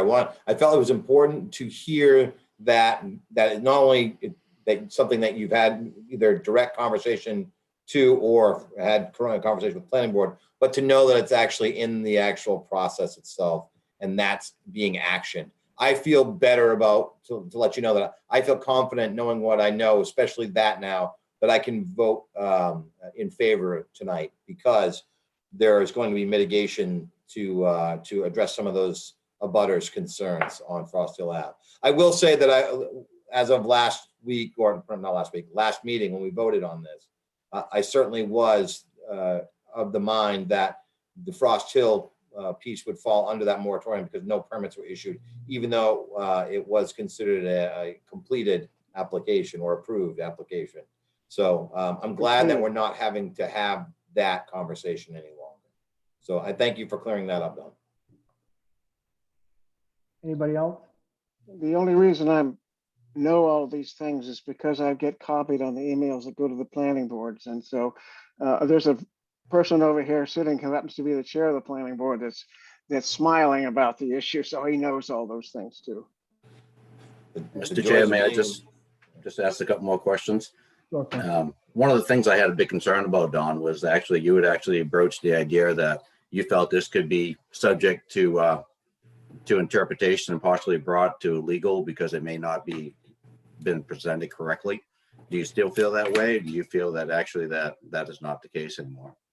Well, actually, I don't think they will or would at this point, because what the action is typically is if you impose too many conditions, the applicant withdraws and goes away. So if we out and out outlaw it, well, you know what the lawyer's opinion is. I have no idea. Anybody can sue somebody. How effective they are, I don't know. And to me, again, I shouldn't even have a dog in this fight, but a sense where I was just representing the people that pretty much put us in office. I'm not sure how many of you actually had an opportunity to look through the thick packet that Dennis sent out, and I appreciate the town for sending that out because there was a lot of information there. Either way, I mean, I wish we would actually looked at this ahead of time and the planning board was more proactive and that we actually had put this in writing ahead of time. Because if we would have adopted the state's guidelines for the ordinance, this wouldn't even be a consideration today. Because they actually look at this project, anything over 2 acres is actually a large major project that is commercial. That actually isn't supposed to be in a residential area, and that's supposed to have a lot more conditions to it. And the way that the planning board actually accepted this as far as utilities as an accessory, I believe that's the way it was actually put through the planning board. Maybe I was incorrect, but thought I seen that. Is actually not a recommended way of actually the state to be in their process to do it. So a lot of interesting reading. I'm still a little confused about the taxation, Don. I don't really understand the. Are you saying that the town's getting back 50% of nothing? I mean, I guess what is the question? 50% of the exemption value. The exemption of the town exemption or the state exemption? State exemption. The state, but the town still don't get. It's so out of this project, what does the town actually get for tax return? I guess is the question. I don't know. I don't know what the exact value is. I don't know what it's been assessed as. I know if it's under the 5 kilowatts a kilo or whatever it is, actually it's tax exempt. So No, Fern, it is not tax exempt. What happens is that we don't collect the tax, but the state gives us back 50% of what we would collect if it was not exempted. So to say we're That getting on nothing is property or wrong. for the project though, I guess. Well, well, it's part. well, Fern, you pay the value of the building and the land, just like any building you own. So this project was actually a $5 million project. 50% of that net worth would come back. You sure it's actually because a lot of it Yes. talks about the land value, not so much the project value. That's all. So I'm sure if we want to lay our hands on this data, we can, because we're not the only ones that have had these solar arrays. So if there are communities in this state that had these solar arrays, well, I'm sure that's got to be public information, especially if it's going to be if they're getting compensated by the state government. We should be able to see what those numbers are and then be able to make some assessments based off that. and I'm all good. And one of those things, again, is a lot of information there. I think there's a lot for the planning board to look at. I think, again, that's just another perfect example of our town being way behind the scenes and not being ahead of it and actually not being prepared for things to come up. Very much like marijuana or the solar stuff, whatever avenue you want to do, we're always chasing our tail. We're never ahead of the curve. And I think that's what puts us in these predicaments. No fault to anybody. We're not a proactive community. We're reactive, it seems, that most of the time. The moratorium, I think, would be good, whether what you add in, what you don't. At the end of the day, it comes down to me knowing whether this is a commercial or residential project.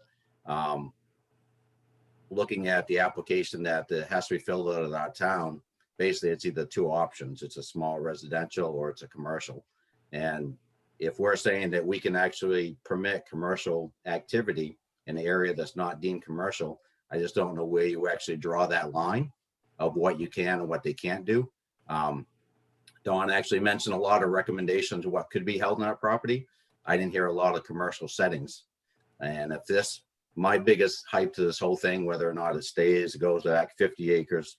I don't live there, but I hopefully we represent the people that do, is how we actually allowing a commercial operation in an area that's not zoned for commercial Mr. Chair. situations. So that would be my question. Mr. Chair. My point there would be that right now you can already build utilities, which includes things like a power substation like the one we have on Mill Street. And I think it really isn't any different from that. It's not a commercial use like a mall or a building where you're going to have a lot of people coming and going, at McDonald's or something. It's closer to a like a power utility thing like that doesn't generate foot traffic or street traffic. So I don't think it's appropriate from a zoning point of view for him to think of it as commercial. One piece that I would offer to Fern's point that he's making was reading the article in the Sun Journal last week from Lewison's project to be able to find out that there is taxation associated with that was first I'd heard of it. I know Dennis has sent that information in that packet that he provided, so it's part of that content now because it explains partially the 50%. My takeaway from that I talked to Diane and Dawn in passing and saying it for the general public here, is the fact is whatever we need to do from an assessing standpoint, if we're entitled to 50% of this because it's a commercial operation in one form or another, we need to be set up to get that reimbursement from the state. That's key. If we're going to accept this going into it, just like any other business, we need to make sure that that is set, like the Betty and the Beater program associated with that. Whatever we need to do, that we're getting that part because we're going to miss another boat associated with it. And the other piece that I'm focusing on from Dawn's recap, and Norm mentioned something of it in passing too, clearly there was a hole in our ordinance that does not address anything associated with solar arrays at all. So this moratorium is a chance for the planning board to be able to flush that out, to be able to fix that before more damage is done. So that's the purpose of the 90 days from your perspective, Kurt, is to give you some breathing room to be able to flush that out with the committee to be able to figure out how best to address it. Is there anything? Yes. I was going to say somebody asked me today, who's going to write the ordinance? Because we have 90 days to come up with something. And the planning board is part-time. The codes enforcement officer has lots to do. We don't have a planning person. If you turn it all directly over to the lawyer, that's expensive. So somehow it's got to get written, and we've got AvCog as a resource. They may be somebody that can at least put a structure together that we can work with. Would We- actually recommend that we look at the state guided one that Dennis shared. To me, it was a pretty thoughtful, straightforward, very detailed guidance. I mean, I'm not sure if you looked at it or not, or if, I mean, I'm not sure why we'd reinvent the wheel. I think we would look at that and Well- actually change it to meet our needs. Mr. Chair, to Fern's point, I have read 16 ordinances out there, at least, that Diane forwarded that were written by Topsom and various towns all over the states. They're all different, every one of them. The earliest of which was written in 2016. So the moral of that story is take what you like from them. And some of them allow them in residential areas, and some of them don't even care. They're focused on who has to get permission and planning board approval and who doesn't. So they're all over the board with it. I know Dennis sent out some model stuff, but there's a lot of out there. Okay. And in the budget, did we redline no planning resource for this type of purpose? Is that gone from the entire FY21 budget? We still have planning money in there for fiscal year 21. We've got that 10,000. We haven't spent any of it. That's the soundbite that I want Kurt to actually Yeah. hear. Is if there's a resource that you need something associated with that, look at that to be able to think this out. I don't want him just to actually flounder. We need to actually give it its attention. Mr. Chairman, Yes. I think we will address this one way or the other with or without a moratorium. Certainly, these have only come recently. The whole state is experiencing this, but we will address this. I'm not sure anything in the short run would fix this immediate problem these neighbors have. I think moving the whole thing back like they plan to do now is the best solution. As Don says, it's very complex to draft ordinances like this. I don't know you could do it in 90 days, even with consultants, and solve this problem. So I think we're better off to take our time and do it, and I think the problem will solve itself. Okay. Fair enough. We remember we can also extend the moratorium by an additional 90 days. That gives some extra time if they're in the middle of something and need more time.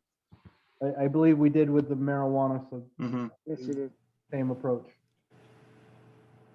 I would also like to add that I think, to Fern's point to being ahead of the curve, I think we need to look at windmill ordinances at some point too. I know we dealt with that a decade ago when I was on the planning board, and we never got anywhere. We didn't get anything passed through the council and the planning board. So I think after they're done the solar, I think it'd be a good idea to look at wind power, because that may be another green option coming up in the future. Anything else on the item? So the motion on the table was what again? The motion is to adopt the solar moratorium as written. Any other questions? Roll call, please. Counselor Albert, Yes. Counselor La Rochelle, No. Counselor Ward, Yes. Counselor Lunt, Yes. Counselor Ganong, Yes. Counselor Colby, No. and Counselor Fellows. Yes. 5 yeas, 2 nays, order passed. Thank you, 12. Next. You're welcome. Order 2021-65, tax acquired bid award. So we received a bid on the little small piece of property that we own on Littlefield Road that was tax acquired years ago. And it was an abutter who has been interested in this piece. I had brought that to you earlier on in the year about that one piece of property, and I just held off to advertise it when we did everything else. So he did put in a bid for $700, and that was the minimum bid on that piece of property, and that's exactly what it's assessed for. So my recommendation would be to accept the payment of $700 from Michael Daly and deposit the funds into the sale of town-owned property reserve account and authorize the town manager to issue a quitclaim deed without warranties to Michael J. Daly. Can I make a motion for discussion? Make one for discussion. I need the second. I'll second. My question, Diane, is does RFP include the closing costs paid for by the purchaser? You mean the transfer tax? Any, Brandon Isaacson's ultimately going to have to do the closing, does the Oh, purchase? no, we're issuing a quitclaim deed. Okay, So there's no closing with this. so there's So no they would cost. have to pay their portion of the transfer tax on $700. We're good then. That's, we're saying the same thing because I wanted the quick claim we're initiating on our part, not Brandon Isaacson. Right, yes, Lewiston, we have them do 100%. So like any other real estate closing, the buyer pays all of those costs. right. No, we're doing it ourselves here. They're not issuing the quitclaim. We're good. Any other questions? Roll call, Twyla. Counselor Albert, Yes. Counselor La Rochelle, Yes. Counselor Ward, Yes. Counselor Lunt, Yes. Counselor Ganong, Yes. Counselor Kilby, Yes. and Counselor Fellows. Yes. Order passed 7-0. Next, we have the committee reports, school norm. Nothing new. We were all here for the school budget report. Planning meets the 26th. Has there been anything since that, Kurt? I didn't think so. LDC? Brett kind of gave a highlight on some of the stuff coming up and pretty much moving forward with the plans that you presented. And any questions, please reach out to Brett so he can give you an update on next meeting information. Conservation for the month was canceled, so more to come on that in the future. Rec? Nothing new to report. County, there's some noise going on. I saw an email from Mr. Post regarding a referendum for bond for vote at the county level for renovations for the jail, specifically the sheriff's office in the basement of that. More to come as it's being developed because there's question on whether it actually will present itself before November and specifics of the content. It will require Mark and I being reconvened at the budget committee level. So we'll have more at that point in time, but I did see that email earlier this week. Library, Nothing new to report. water, Don? Yes, they have their new commissioner in place, Art McLean. And for, they'll be advertising for a general manager and for a finance assistant. Shelley is apparently stepping back to part-time. Okay. And finance committee, they're rolling with us right now, so they're reporting as they go along. Town manager? So the Main Street project, the DOT project is moving forward. They're reaching out right now to get some additional information so they can get the agreements ready for the utilities to sign. So I'll be bringing that to council to get authorization to sign, for me to sign on behalf of the town, the agreements that we need to have in place. So they're still on track to advertise that this fall. The Munis utility module, that's on track. We've had several meetings, and in the next 2 days, we've got more meetings all day long to continue working on it. It's quite a process to build that from the ground up, and we have several people on board to get that done within the town offices. So, you know, we've got anywhere from Megan, who knows the lien process, to Ray, who's right in the weeds that works on sending out the bills. And then the audit, I talked to the auditor today, and we're still on track to get our audit by March 31st.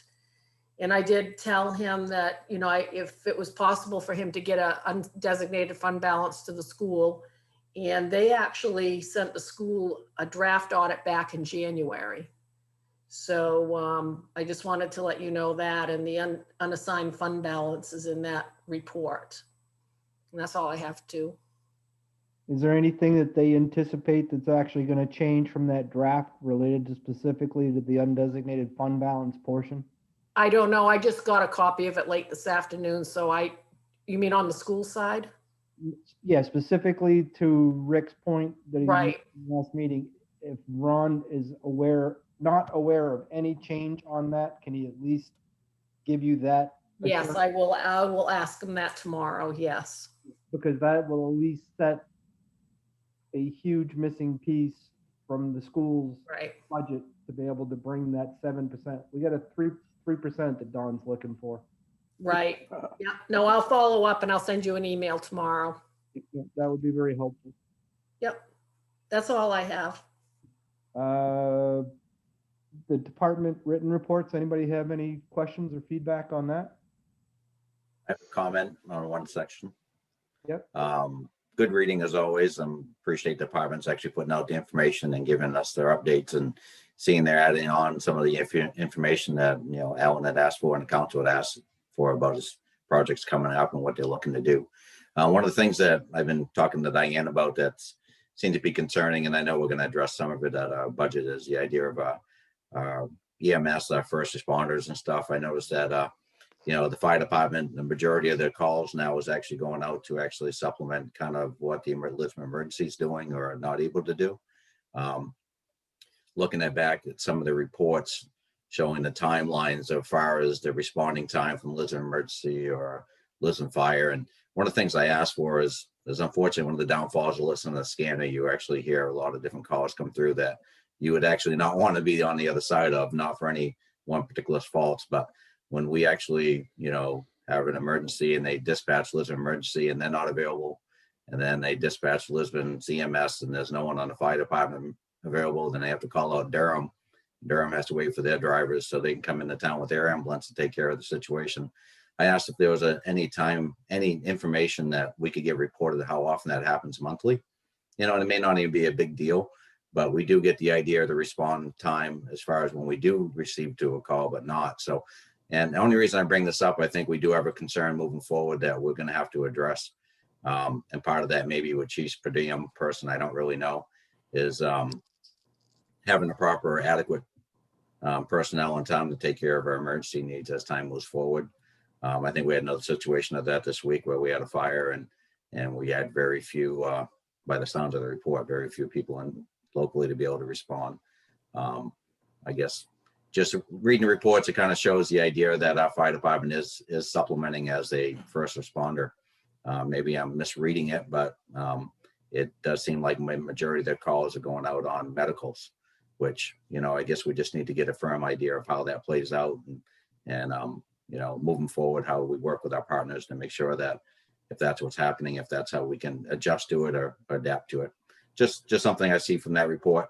But again, I want to say thank you out to department heads. It's not, what you're doing is not going not unseen. It is nice for the council to be able to see what you're doing and what your plans are moving forward. It gives us a good idea of what's happening. Thank you.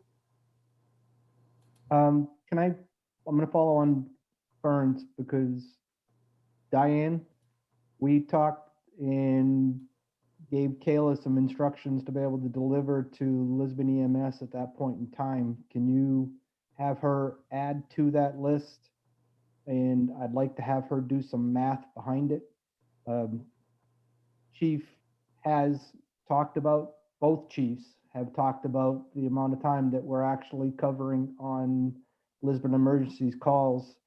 In their budget presentation, they're asking for roughly the same coverage that they had over the last 3 years that we were in agreement with.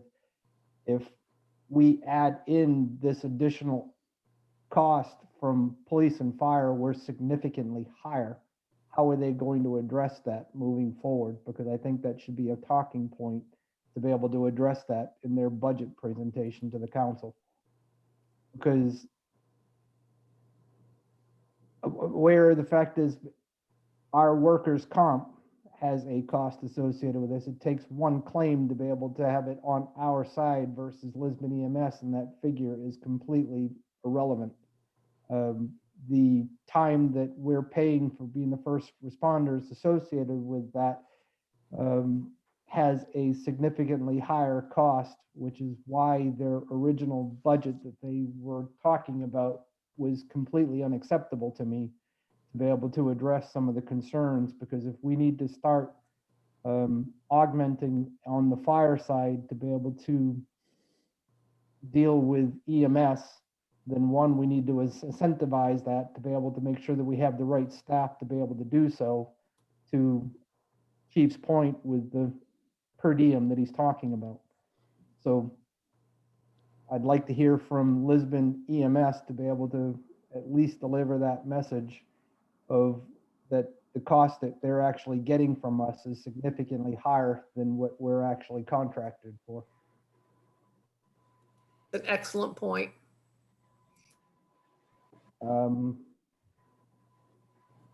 Anybody else?